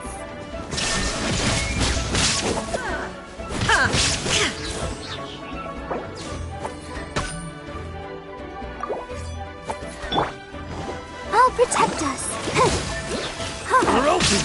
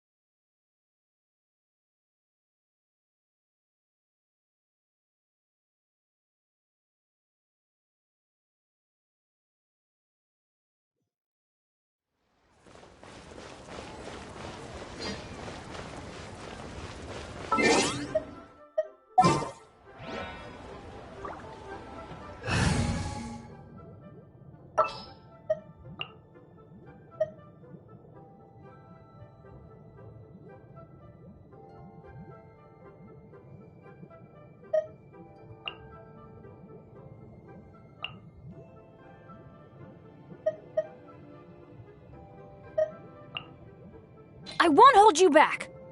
Much.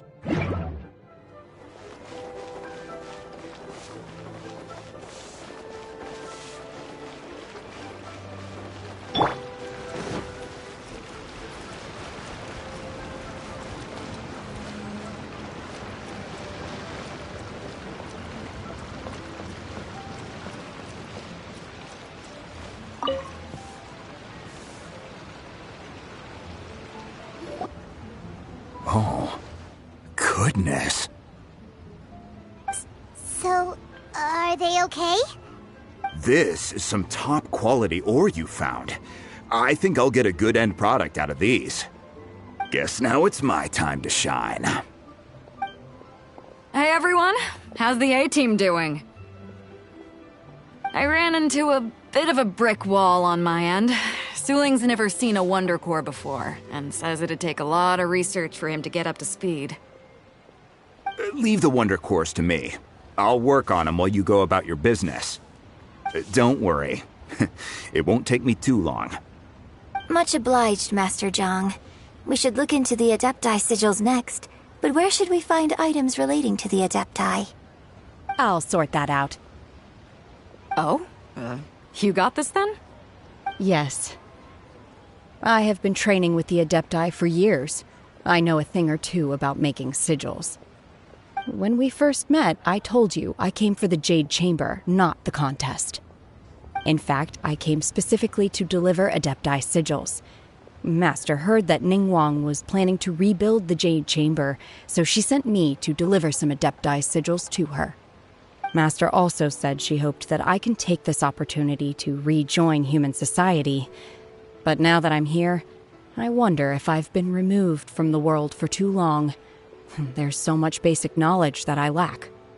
Maybe it won't work for me to stay here after all. But either way, I'm very glad to have met you, and I'll take care of those Adepti sigils. Without knowing the ins and outs of your situation, I can't say whether you should stay or not. But now that our paths have crossed, we'll always have a connection. So if you're ever feeling down, come find me on my ship. There'll be a drink waiting for you. Thank you. So, Master Zhang, I'll need to use your facilities to make the sigils. Fine by me. I'm actually curious to see how the Adepti arts work. Maybe I'll learn something.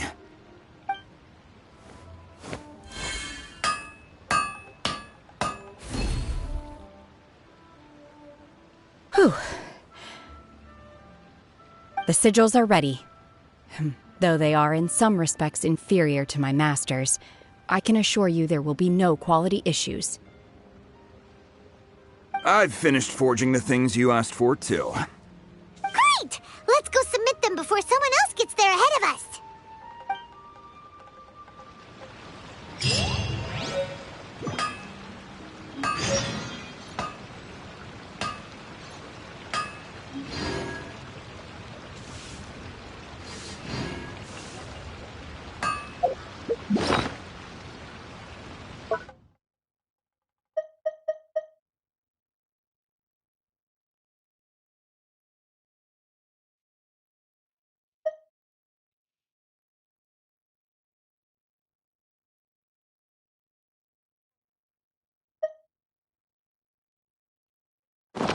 Good things come to those who don't wait around. That's what they say.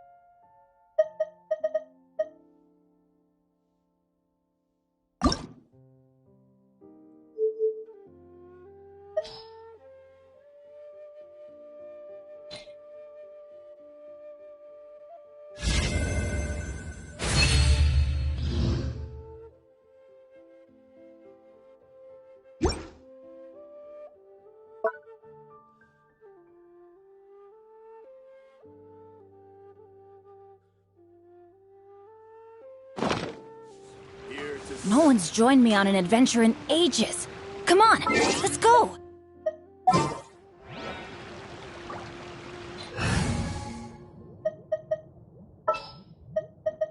Need to end a few enemies? Benny!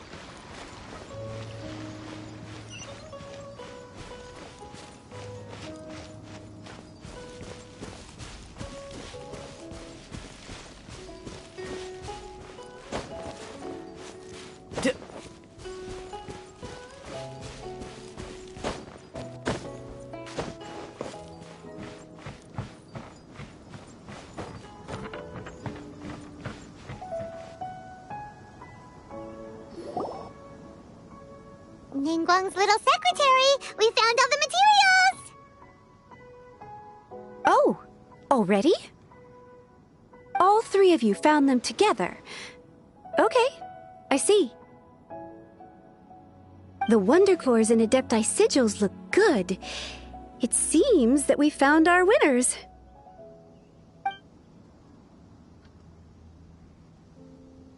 I hereby announce that the winners of this material procurement contest are the Traveler, Yunjin, and Beidou. What? It's over already? I haven't even found the Plustrite yet! I can't believe it. So close, but so far. I'd like to invite our three winners to please proceed to the Jade Chamber, where Lady Ningguang is waiting for you. Huh? Where's Beidou? She was right here! Captain Beidou has some business to attend to. She will join later. Please come with me for now. Alright then, guess we'll head on up to the Jade Chamber first. This has been a long time coming. The last time we went up to the Jade Chamber was ages ago.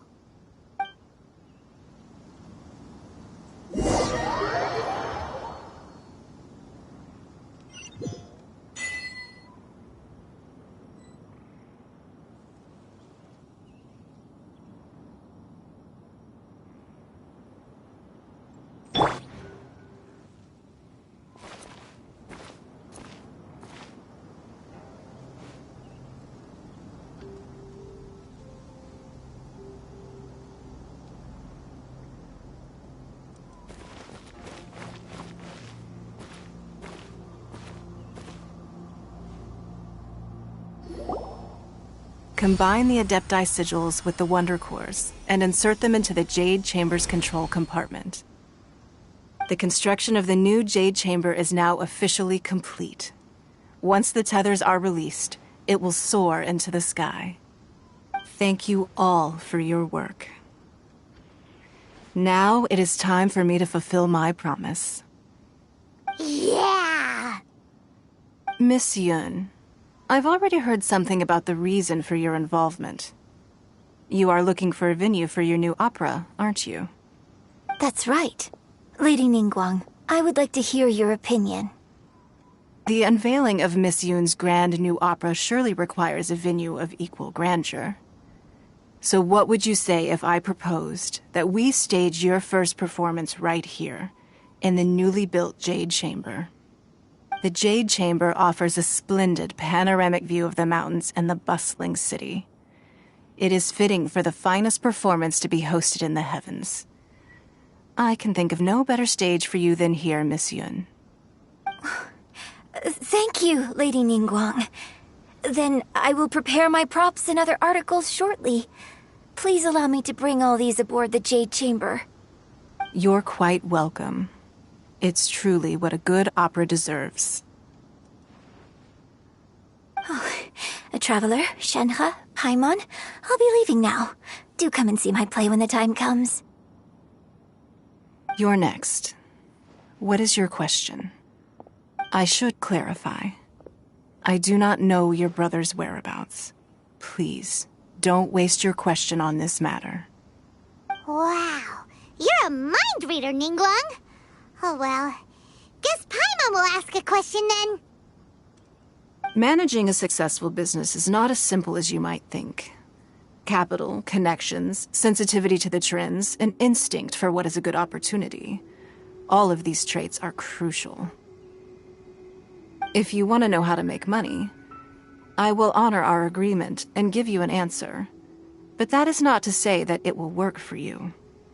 Wow, Paimon hadn't even asked the question yet. Your question was written all over your face. Now look, you helped me rebuild the Jade Chamber, and I intend to repay you handsomely for it.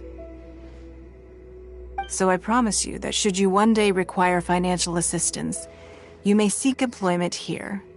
I will pay you at the highest rate of remuneration. Oh, great! So next time we run out of Mora, we just need to come to Ningguang? No more questions from us. Shenhe, you got a question? Me? Yes, this is a group effort. Thank you. But I don't have anything to ask. Are you sure? This is a once-in-a-lifetime opportunity. I'd urge you not to squander it. Yeah, just don't waste it. Hold on a second. Paimon can probably think of another one. Lady Ningguang, do you think I can ever fit in Liyue Harbor? Now that is an interesting question. Liyue Harbor is very inclusive. As long as you respect the rules here, you will not be turned away. So, the key is whether or not you yourself can develop a sense of belonging in Liyue Harbor. Huh. A sense of belonging? Yes. To become fond of a place, to feel part of it, it always requires a reason. Perhaps someone you've met, or something you've experienced here. Or perhaps you enjoy the atmosphere of Liyue, and you will become accustomed to it. In short, everyone needs a reason to stay. I hope you can find yours soon.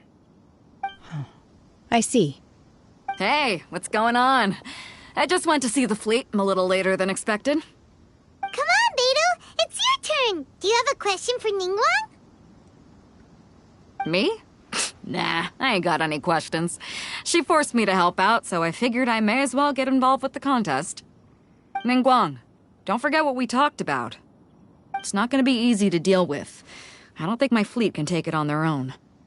Don't worry. I have made preparations. The wound dressings are ready, and the Millelith have set up an ambush. Glad to hear it. Watch your back. Stay alert. Beidou? Ningguang? What are you talking about? You'll see when the Jade Chamber ascends. However, it's not the most pleasant topic of conversation. Maybe it's better that you don't know.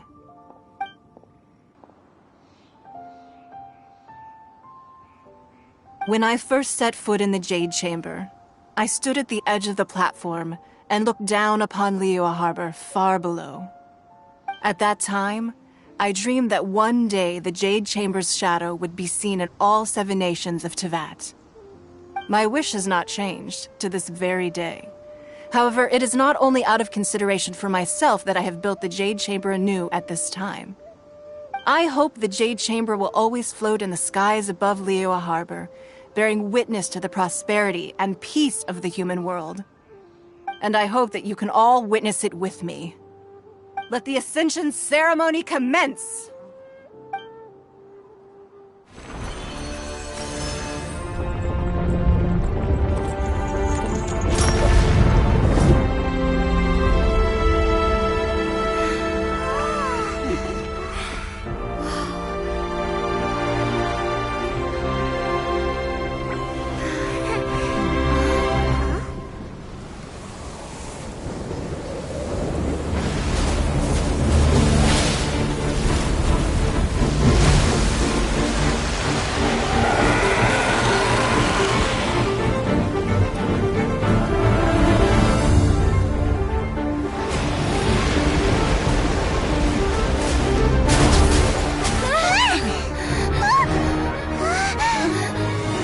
Q, the Avenger of the Vortex, Beisht. Who is that? Osial's wife. Final follower of the Overlord of the Vortex.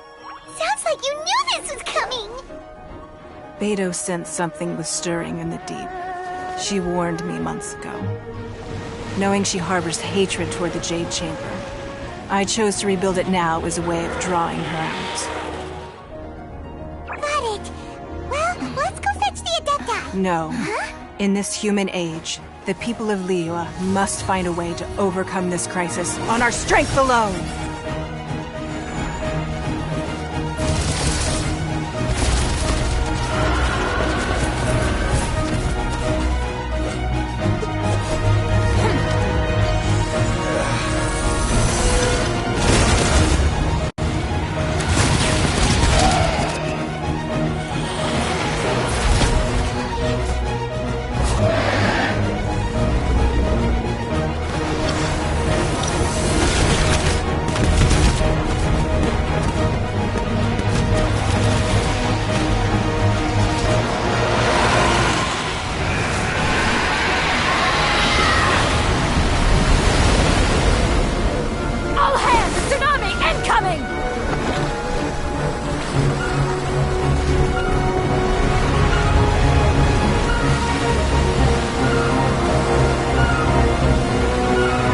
What's that?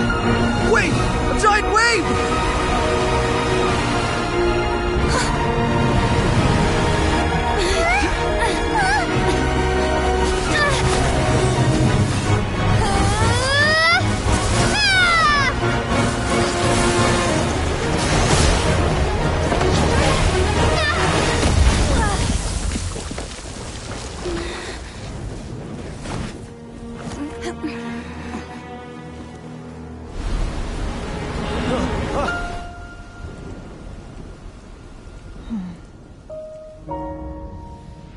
You are a cursed child. Your life brings nothing but disaster to us all. At least if you die, I can bring her back. The day you learn how to use your strength for the good of others is the day that you can truly become part of human society.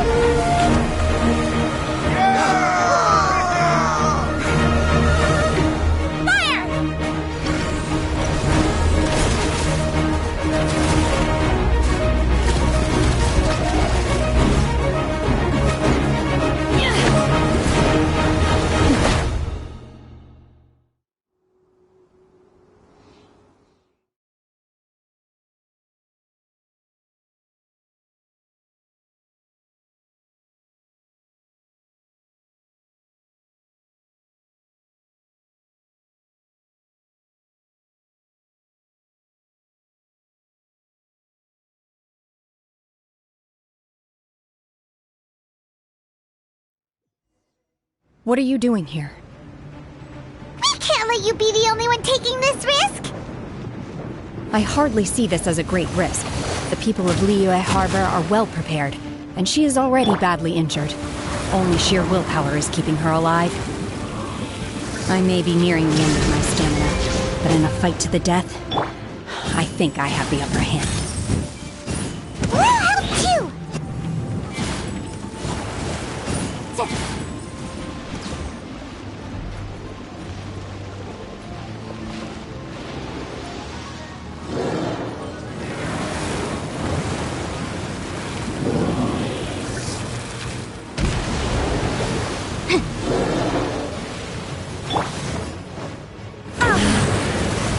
Shine down! Inazuma shines eternal! Ha!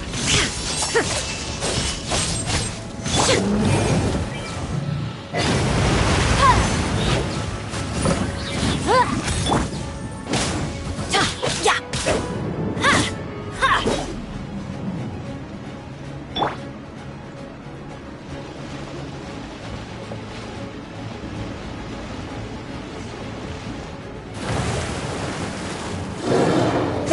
escape!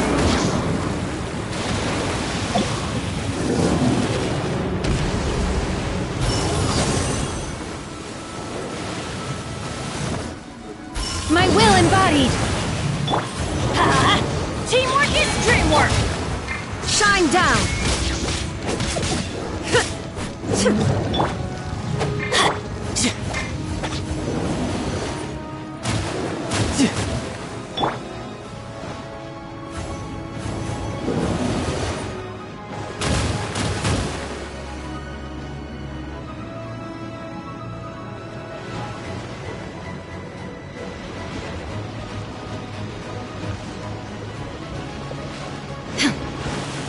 There is no escape!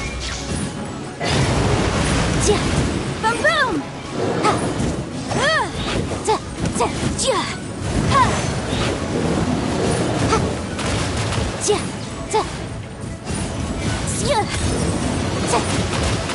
Keep within the law. Motion to compel.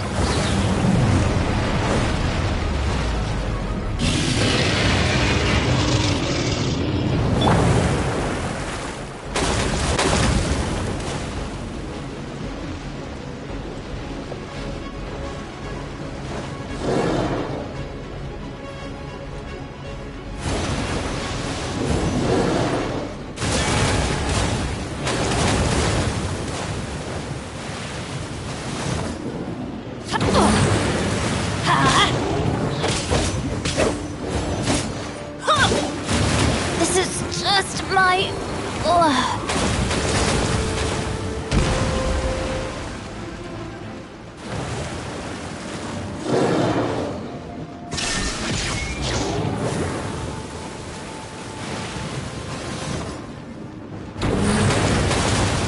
Now you shall perish!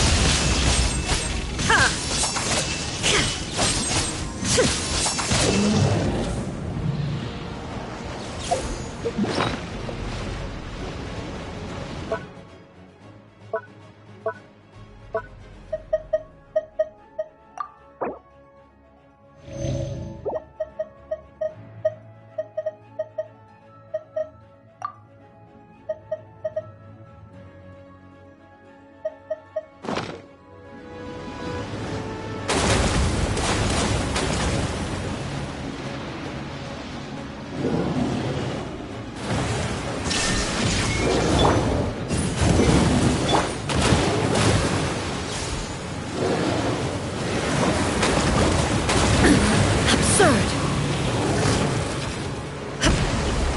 Shine down!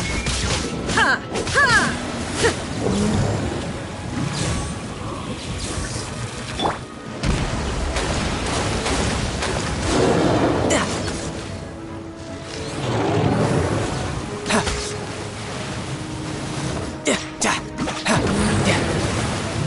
Riptide! Ha! Yeah! Yeah!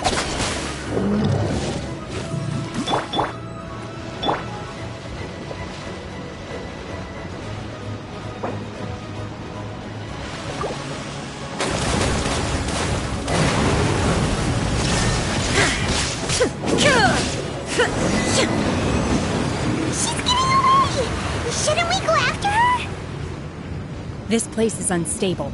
It is too risky to continue pursuing her.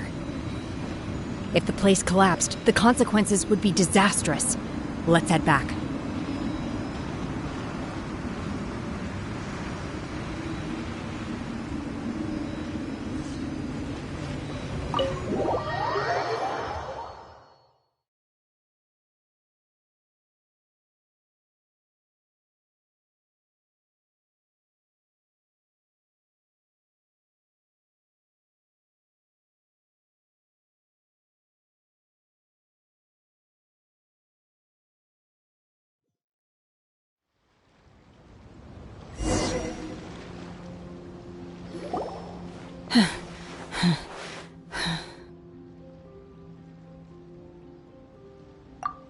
I'm just a little exhausted.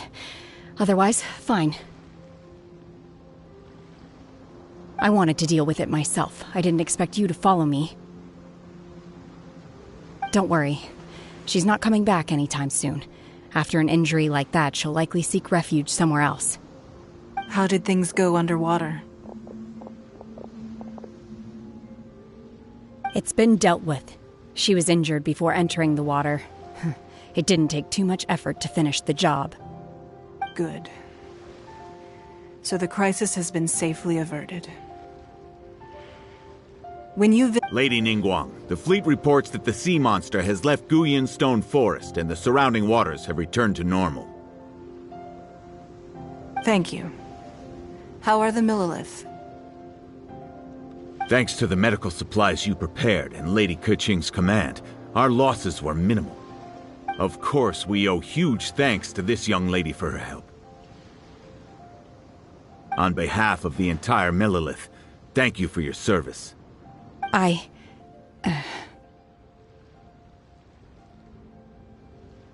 Great.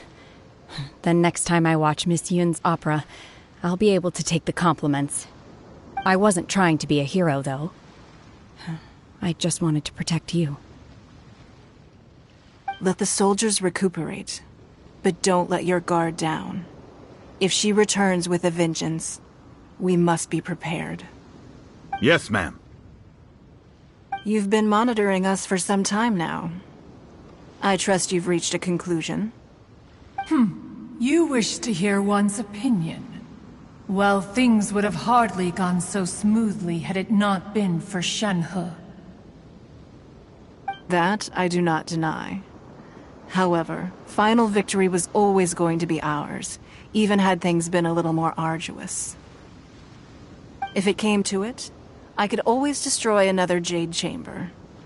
One has observed your adaptation of the Guizhong Ballista, and find oneself compelled to admit that you have evidenced some degree of novel thinking. You have learned from past failures and prepared for this crisis in advance. This is considerable progress compared to the last time. Hence, on balance, one finds your performance during this trial satisfactory enough. But there will no doubt be further trials to come in the future. Do not suppose that one will not continue observing you hereafter. While the position of Tianquan remains mine, I will always ensure Liyue's safety. Shenhe, one saw you secretly venture out from the mountains a few years ago, and noticed the air of dejection in which you returned.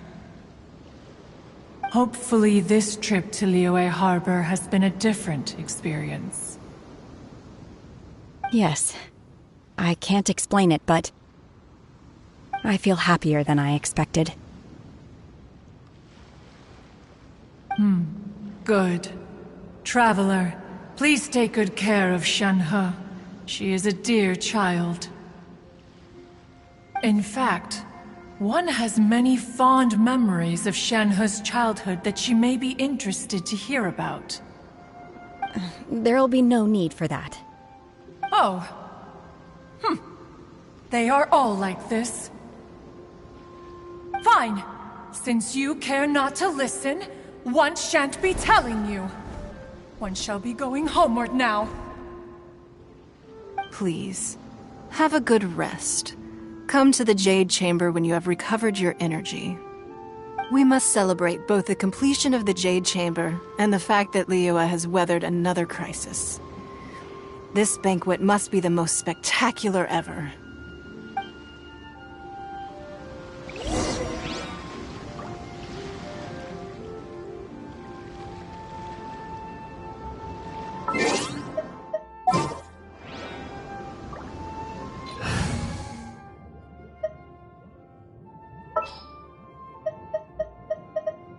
Don't disappoint me.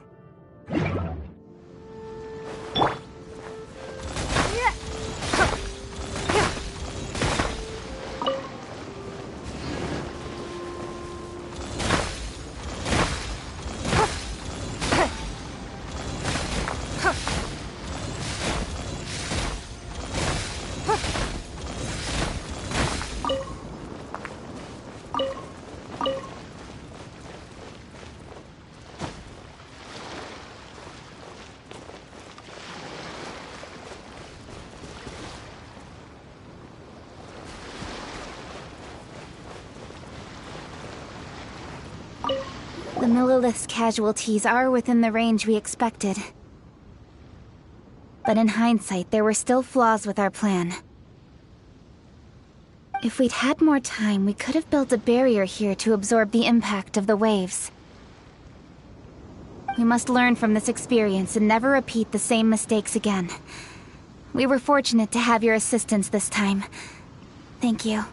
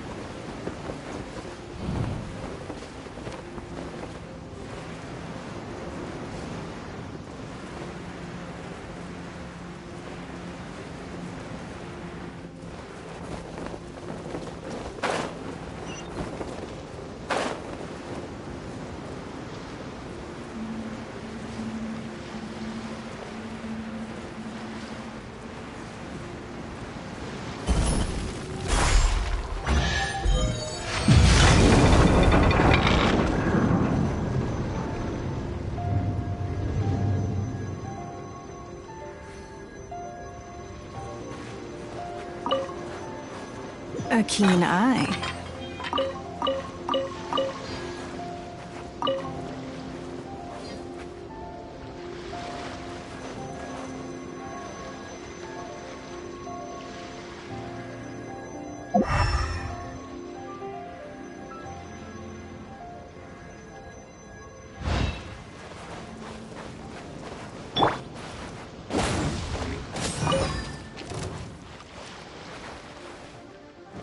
Here!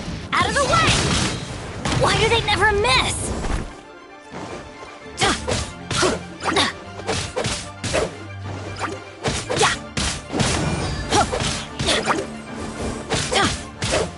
we go! Let's light it up!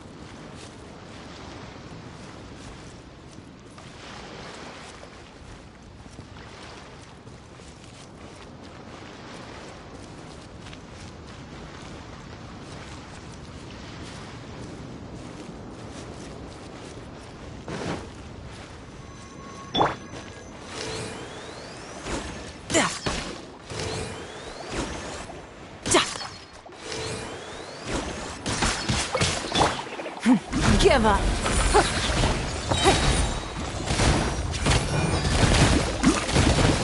Your life is mine. Shoot! I can't afford any more bandages. Huh? There is no escape.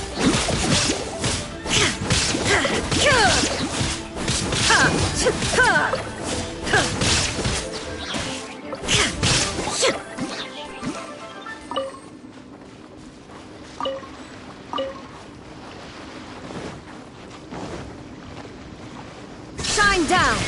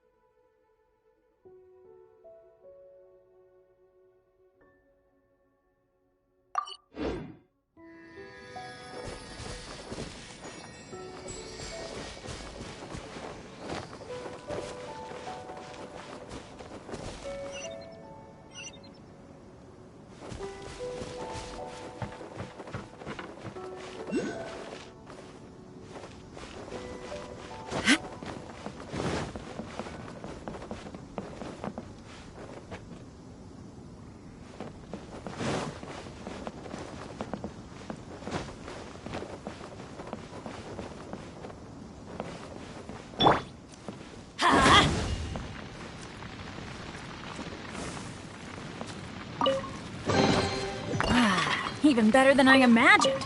It's my lucky day.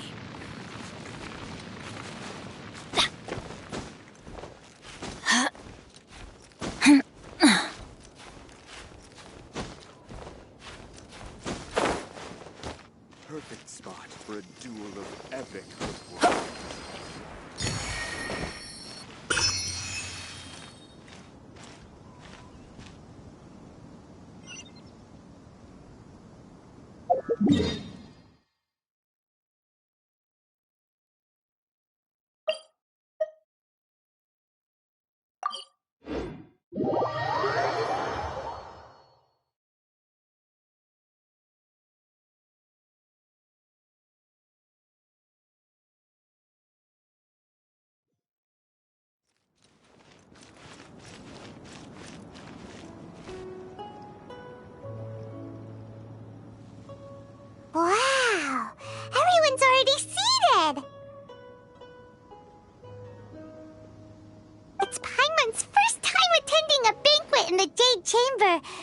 food here looks amazing. All of you here are my distinguished guests. I am determined that each of you thoroughly enjoys yourself. Those who don't drink alcohol, please, help yourself to other beverages. Fine wine is a delight to the senses, but it is far from the only one. I trust you will find the marvelous view from the Jade Chamber to be an equally gratifying indulgence. Have you heard? Miss Yun's going to be performing today. Sure have. Honestly, it's the main reason I'm here. I've never missed any of Miss Yun's performances, and I don't intend to start now. I hear she's going to perform The Divine Damsel of Devastation today, the one written by her father. I've been so excited that I've barely slept the last few nights. Hey, look! Miss Yun is going on stage!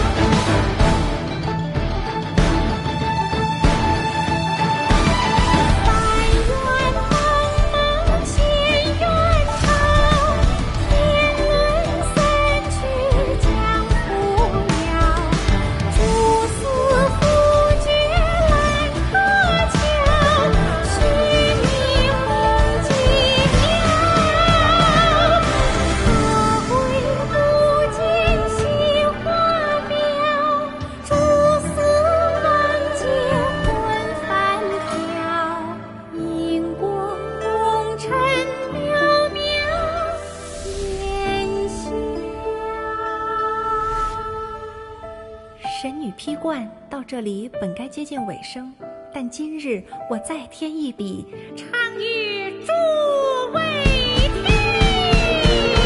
知道为离人不是，自有知音和情思，红英烈烈见流星，只知不愁心。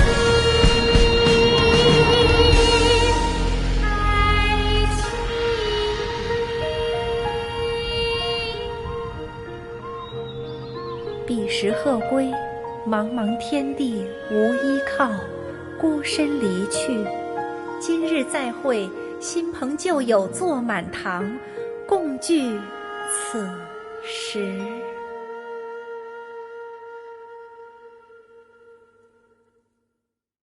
What did you think? Personally, I thought I sang rather well. It was beautiful. Paimon wants to learn too. It was wonderful. Also, thank you. You're welcome. Thanks to you, the Divine Damsel of Devastation is a more nuanced tale than ever. The play has an ending, but life goes on. I believe you will find a way to fit in Liyue Harbor. Thank you. I think I've found the opportunity I needed to change. Ms. Yun, here you are. Great to see you. Huh?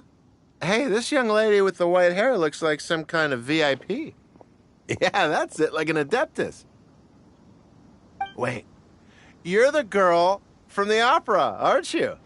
The Divine Damsel herself. And look who else we have here, the illustrious traveler. Well, I'll be. This was definitely worth showing up for. Let me pull up a chair, all right. We'll all have a friendly chat, get better acquainted. Alternatively, you could leave us alone. That is, if you'd prefer to finish your drink via the orifice of your own choice. Uh-oh, this feels all too familiar. Shenhe's back to her old self again. Hey, what are you doing? Calm down, Shenhe. Calm down.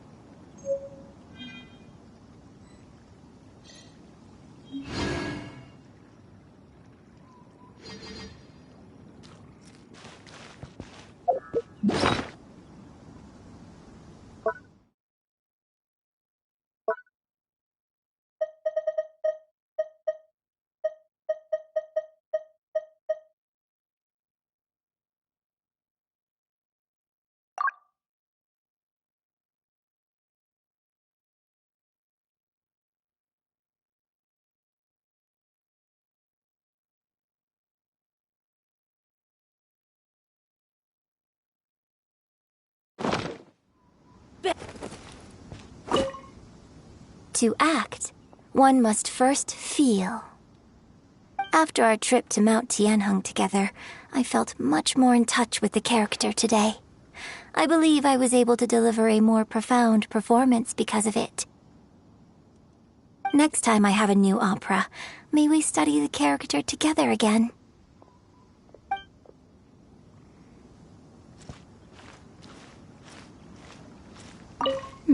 Now that I think about it, I'm glad Master sent me here to deliver the sigils. Otherwise, I wouldn't have had the chance to meet you. I'm sure I have much to learn from you in the future.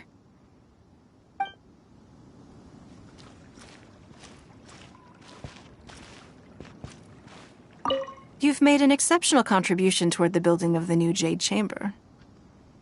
I will not forget this. I shall be sure to repay your kindness at an appropriate juncture. I need a more physically demanding job.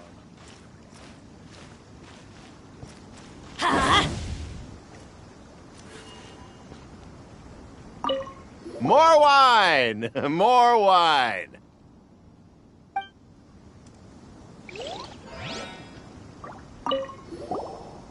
Drinking and watching opera in the Jade Chamber. A rare and exquisite pleasure.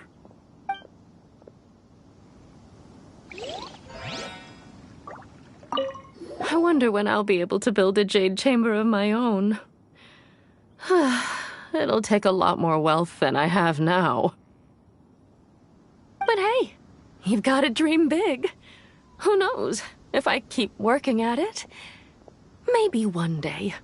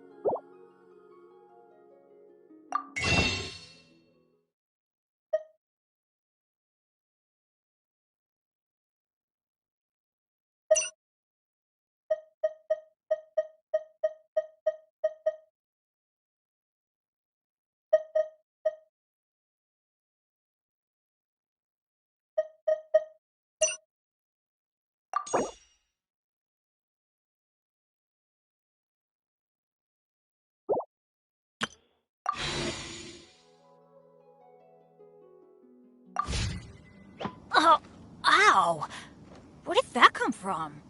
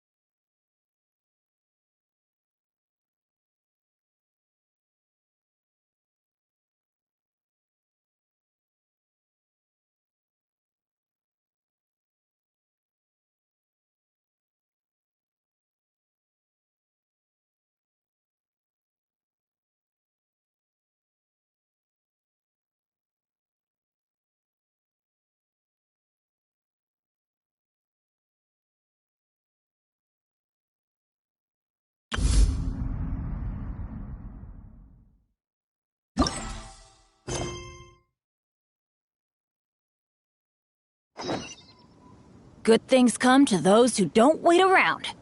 That's what they say, anyway. Knowing my luck, the opposite is probably true for me.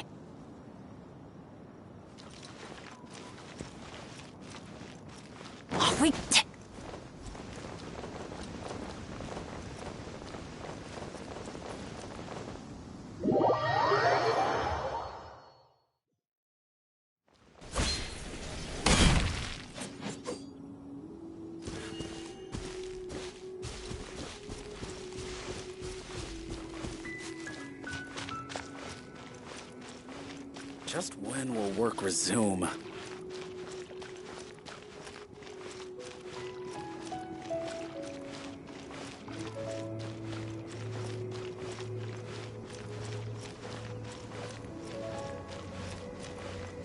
I wonder, when will I finally decide? The Golden House is sacrosanct. None may go in and out as they please.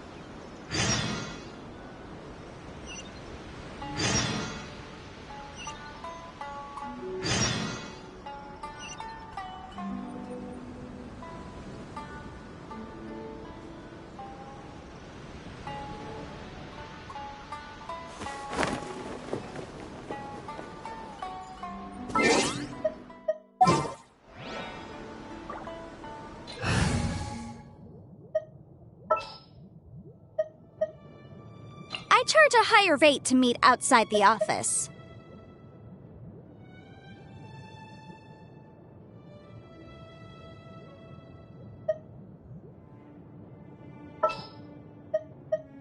It is as the stars foretold. I'm here.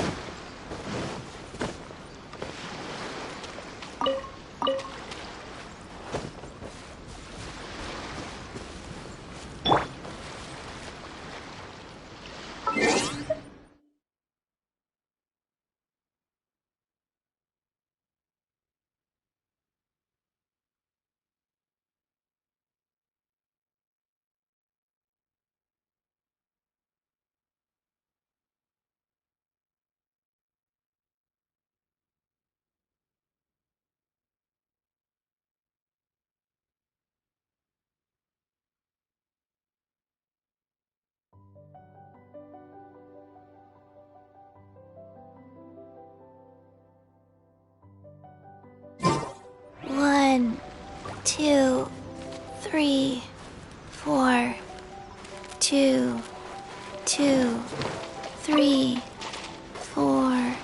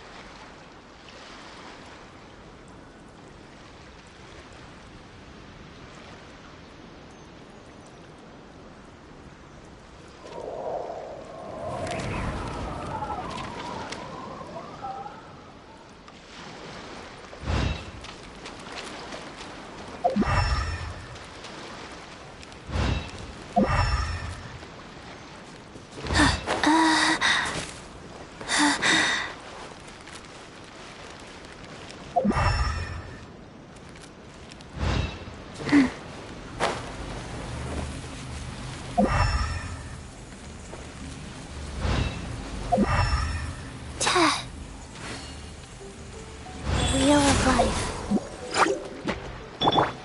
Incinerate! Ja! Ja! Ha! Ja! Ha! Ja! Ja!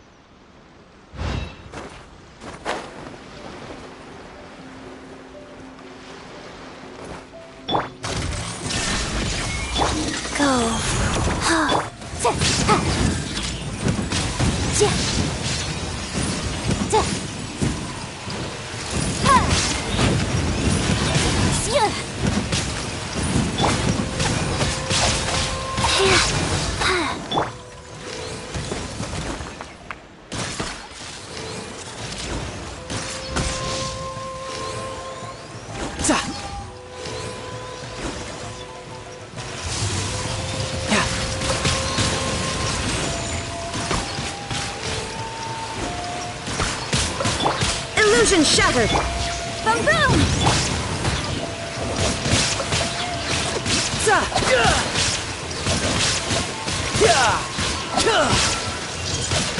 Shouldn't let your guard down.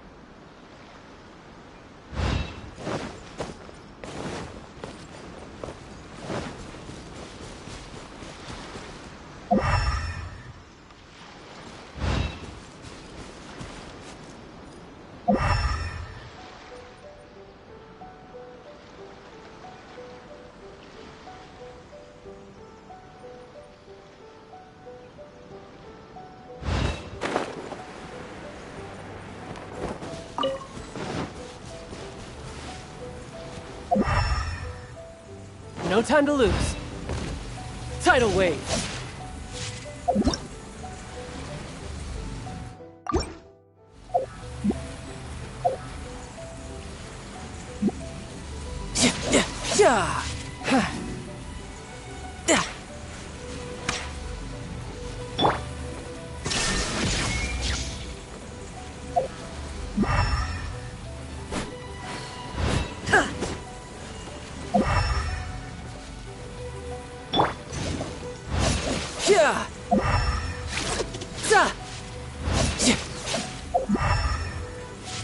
Who's next?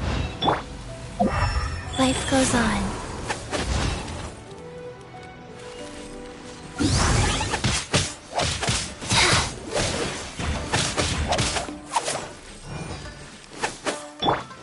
Shine down! Ha! Ha! Ha!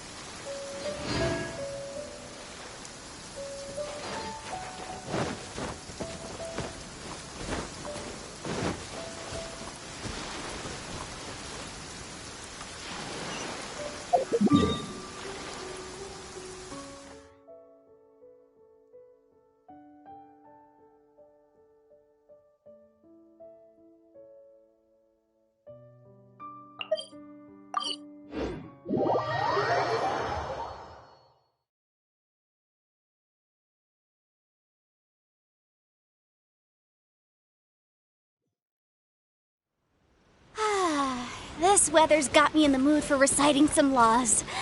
Let's see. Commercial Law of Liyue, Chapter 27, Section 6, Article 3 stipulates that... Wait, what was it? Oh my goodness, I've completely forgotten. What is wrong with me today?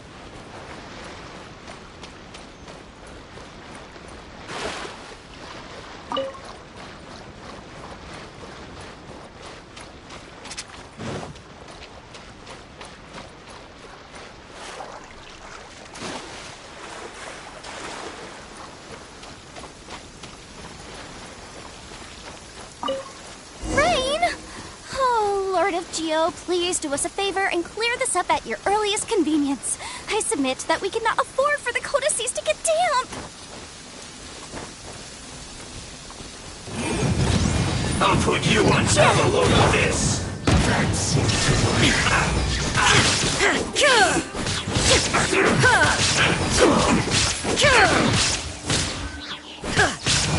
Finally, some quiet.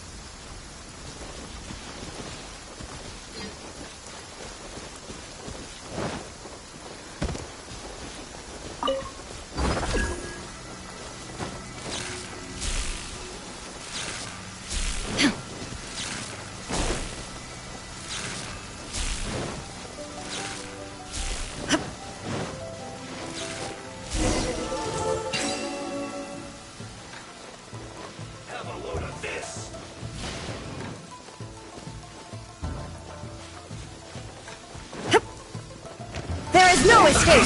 Let's move! Torn to oblivion! It isn't time for a break yet! Rise.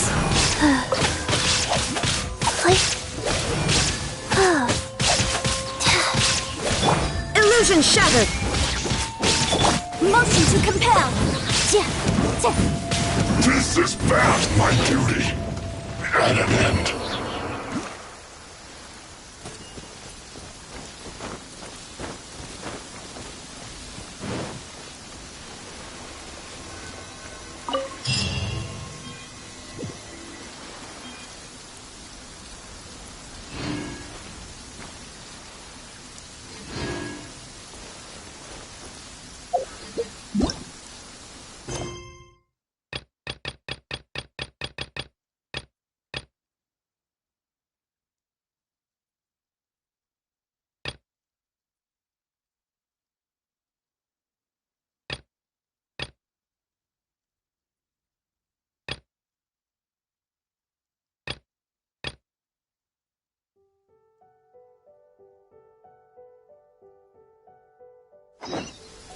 The case before us is a strange and unprecedented one indeed.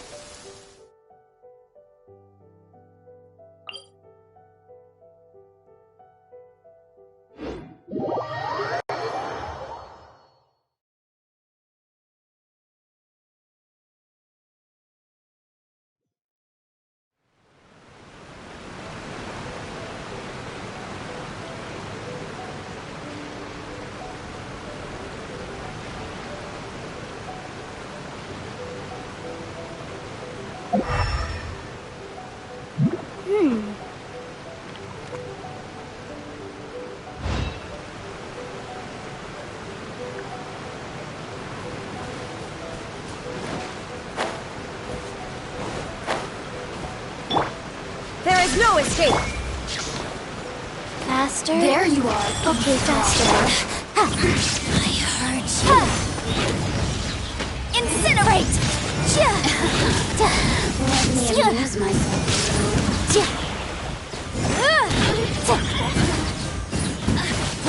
Where are you? Pertinent fool. To God! Boom! Shine down! Now you shall perish!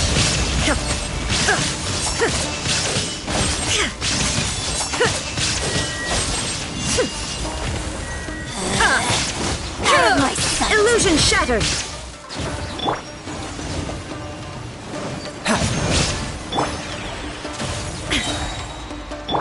Incinerate!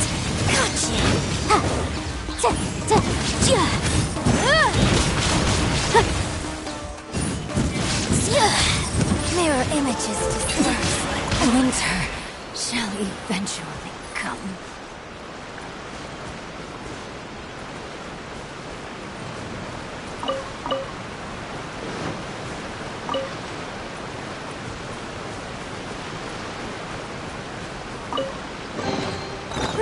physical condition.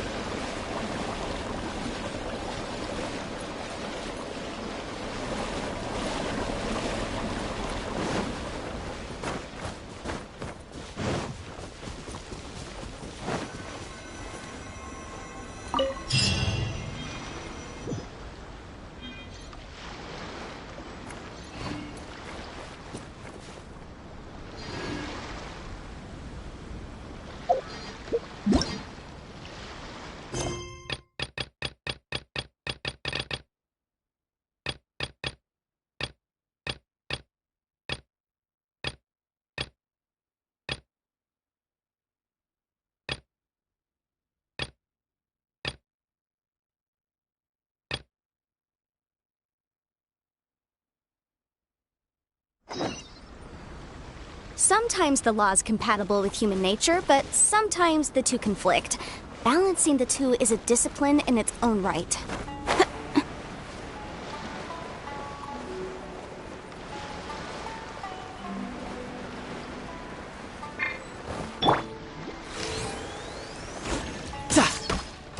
It's my lucky day! No time to lose. Feel my blade! How's this?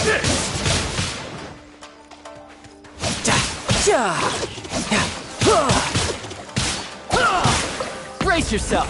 This is gonna hurt! Boom boom! Shine down! End you! Horn to oblivion!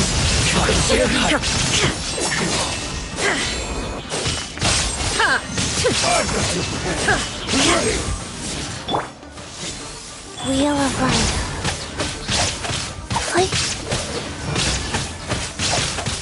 No. Like this.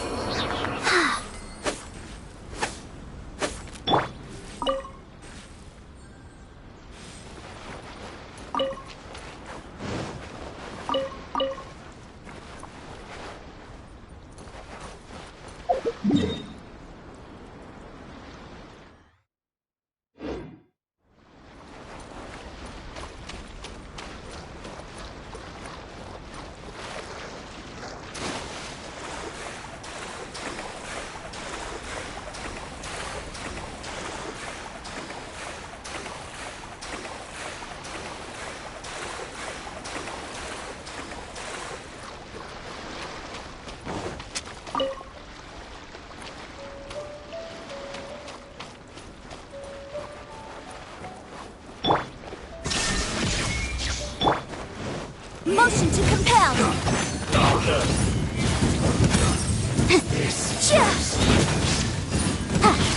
Have a load of this.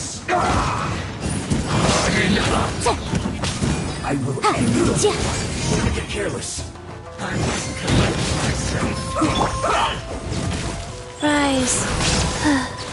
Detoxified.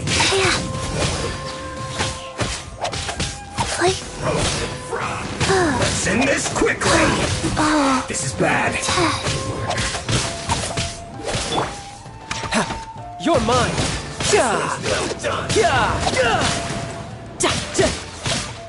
Who's next? Illusion shattered.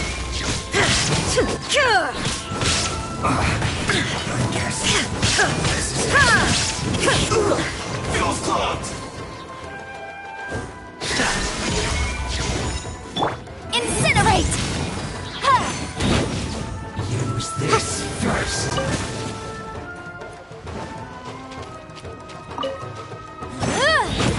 Must counterattack.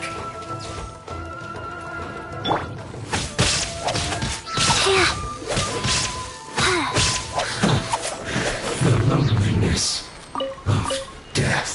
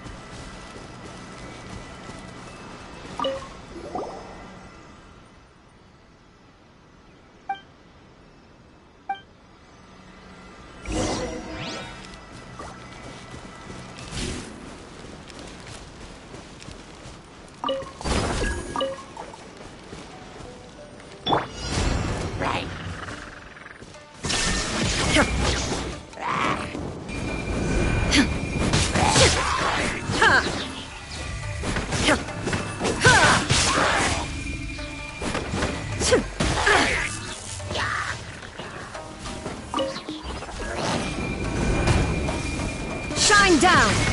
Ha! Ha! Ha! Ha!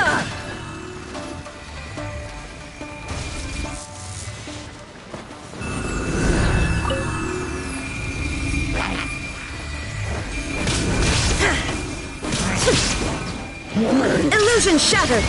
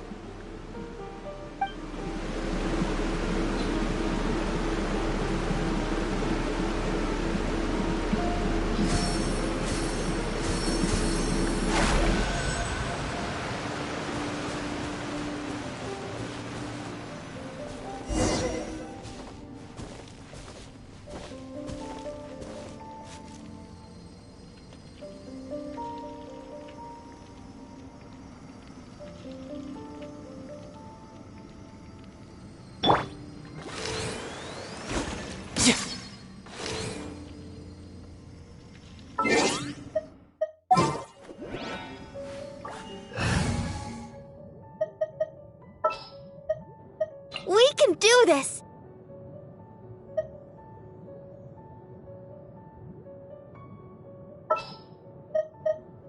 Gonna be epic! I will bring...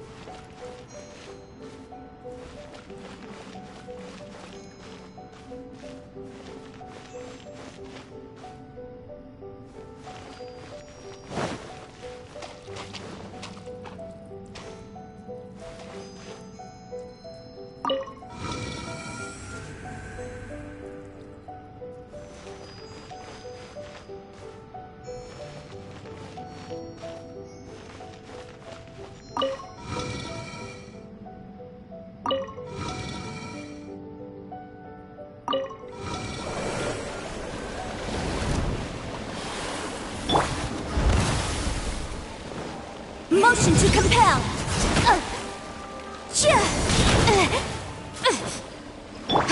There is no escape.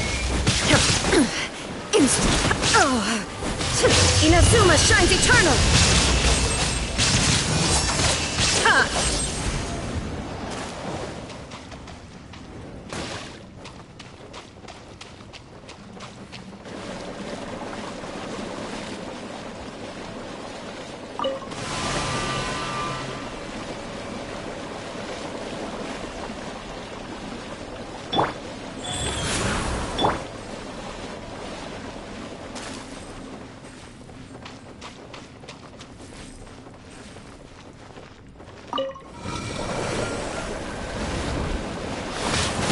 Illusion shattered!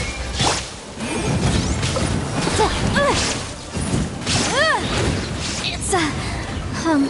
jury.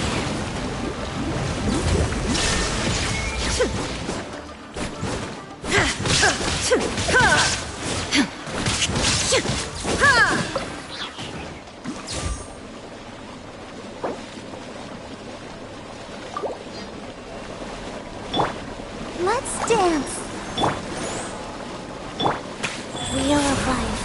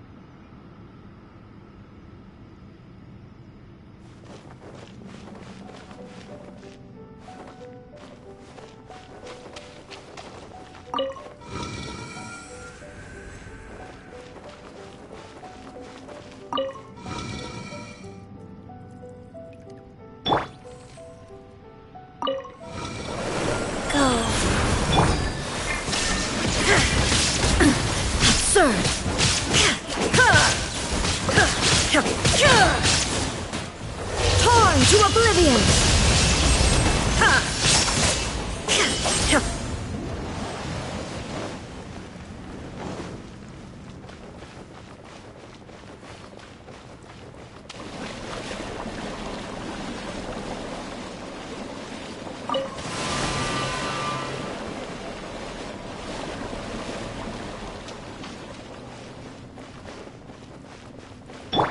I'll protect us.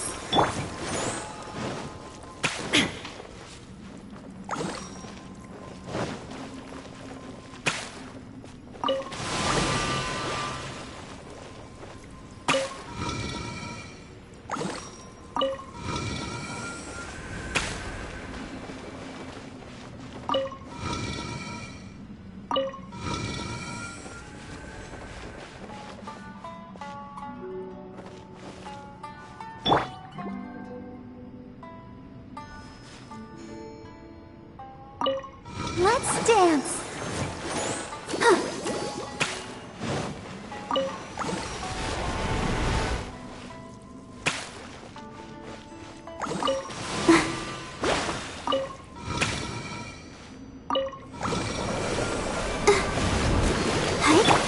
Wheel of Life.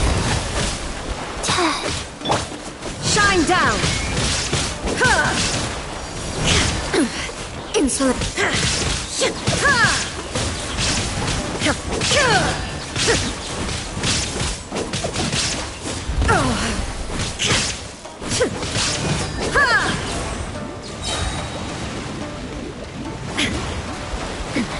Remove all obstacles.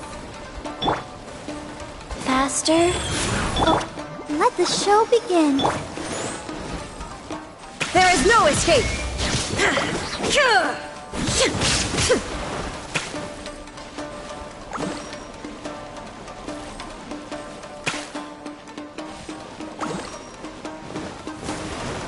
Shine down.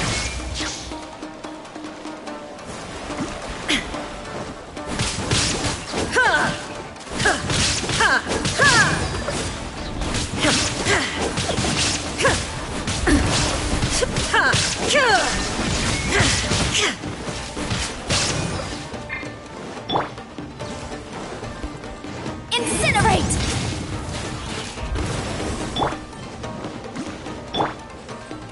Sacred name, fortune preserve. Go.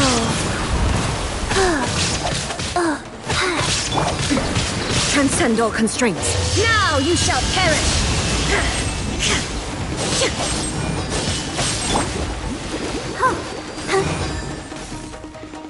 Let's dance. Illusion shattered!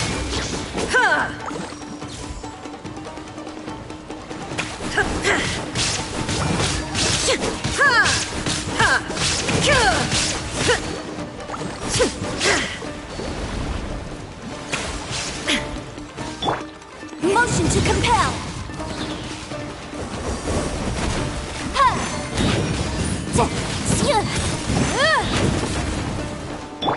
There is no escape!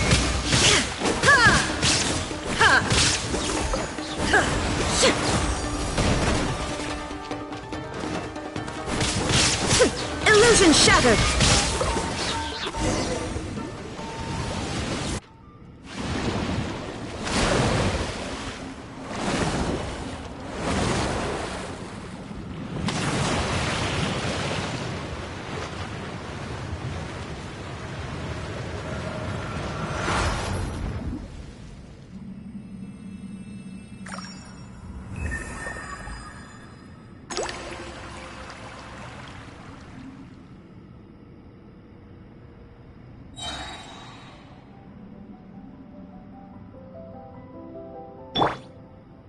Life goes on.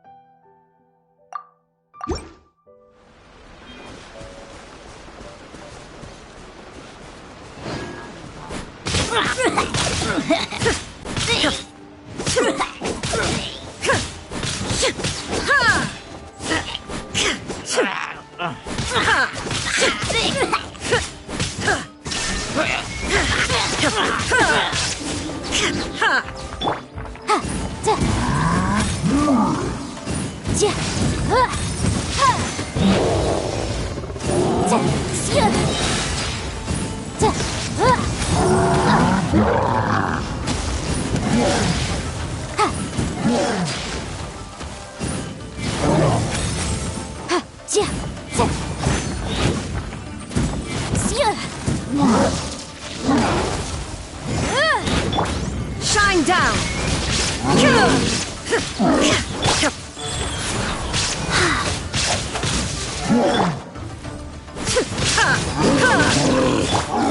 Incinerate!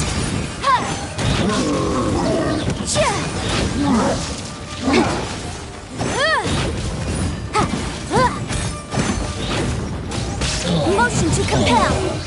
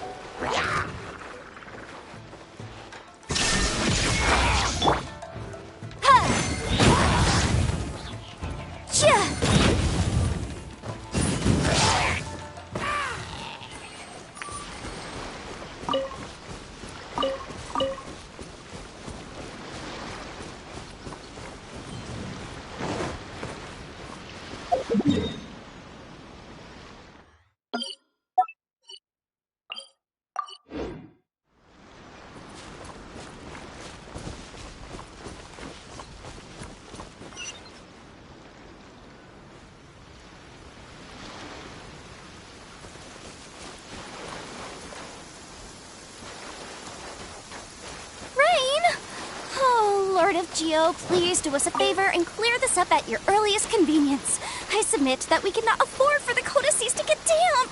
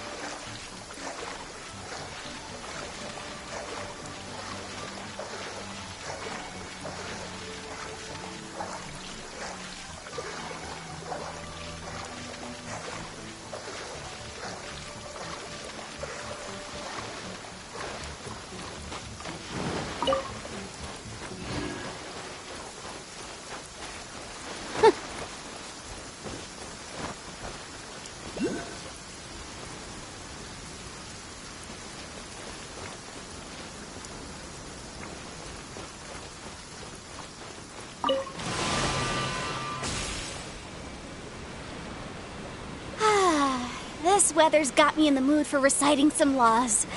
Let's see. Commercial Law of Lila, Chapter 27, Section 6, Article 3 stipulates that... Wait, what was it? Oh my goodness, I've completely forgotten. What is wrong with me today?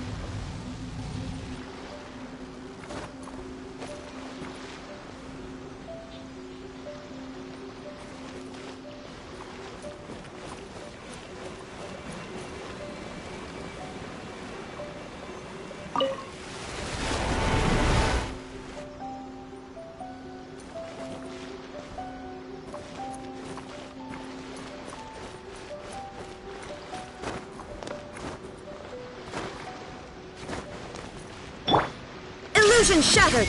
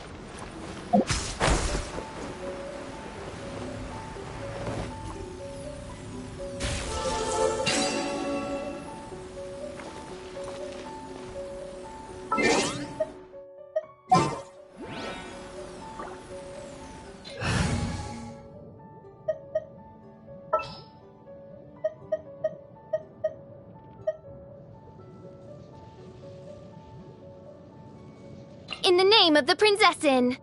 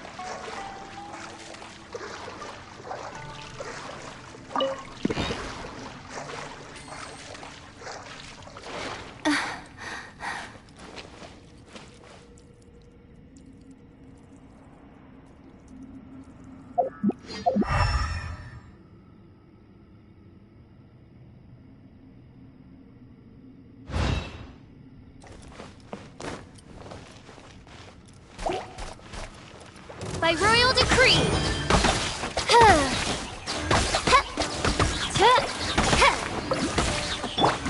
Shine down.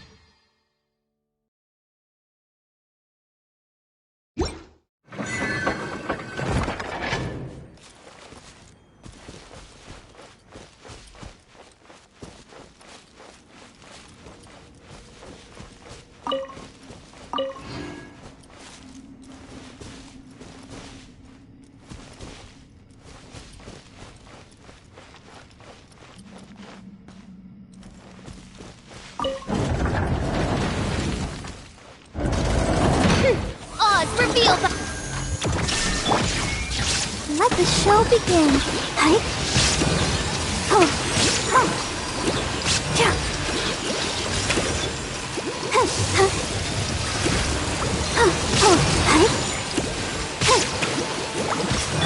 There is no escape! Boom!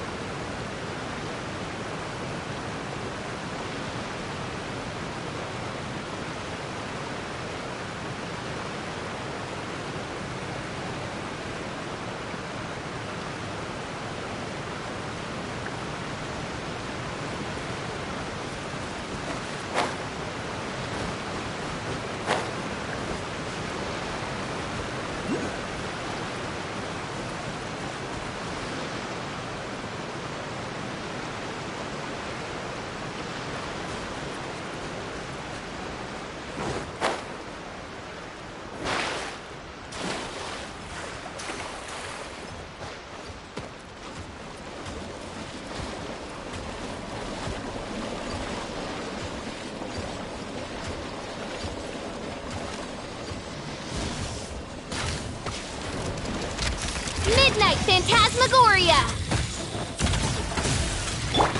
Shine down! I'll protect us. Insolent! Torn to oblivion!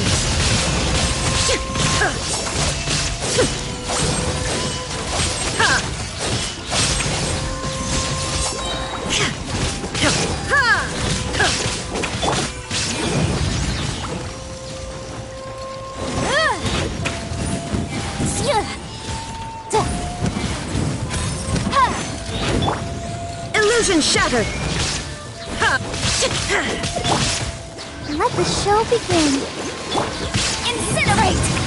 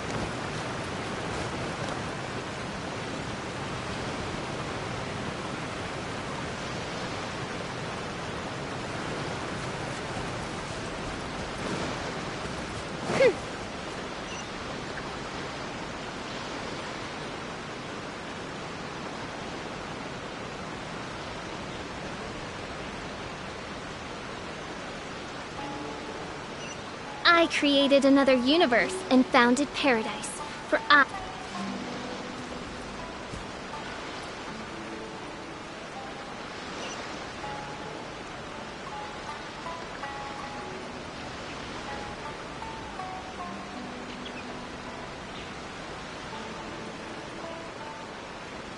do worry about the well-being of my retinue during my impromptu absence. I'm sure the good people of the Adventurers Guild are absolutely fine, mein Fräulein.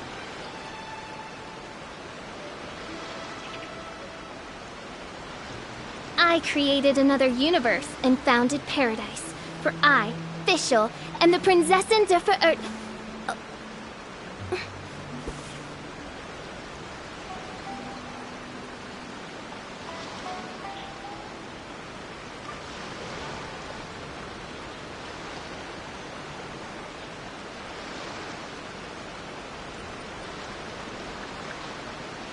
I hear the voice of fate, speaking my name in humble supplication.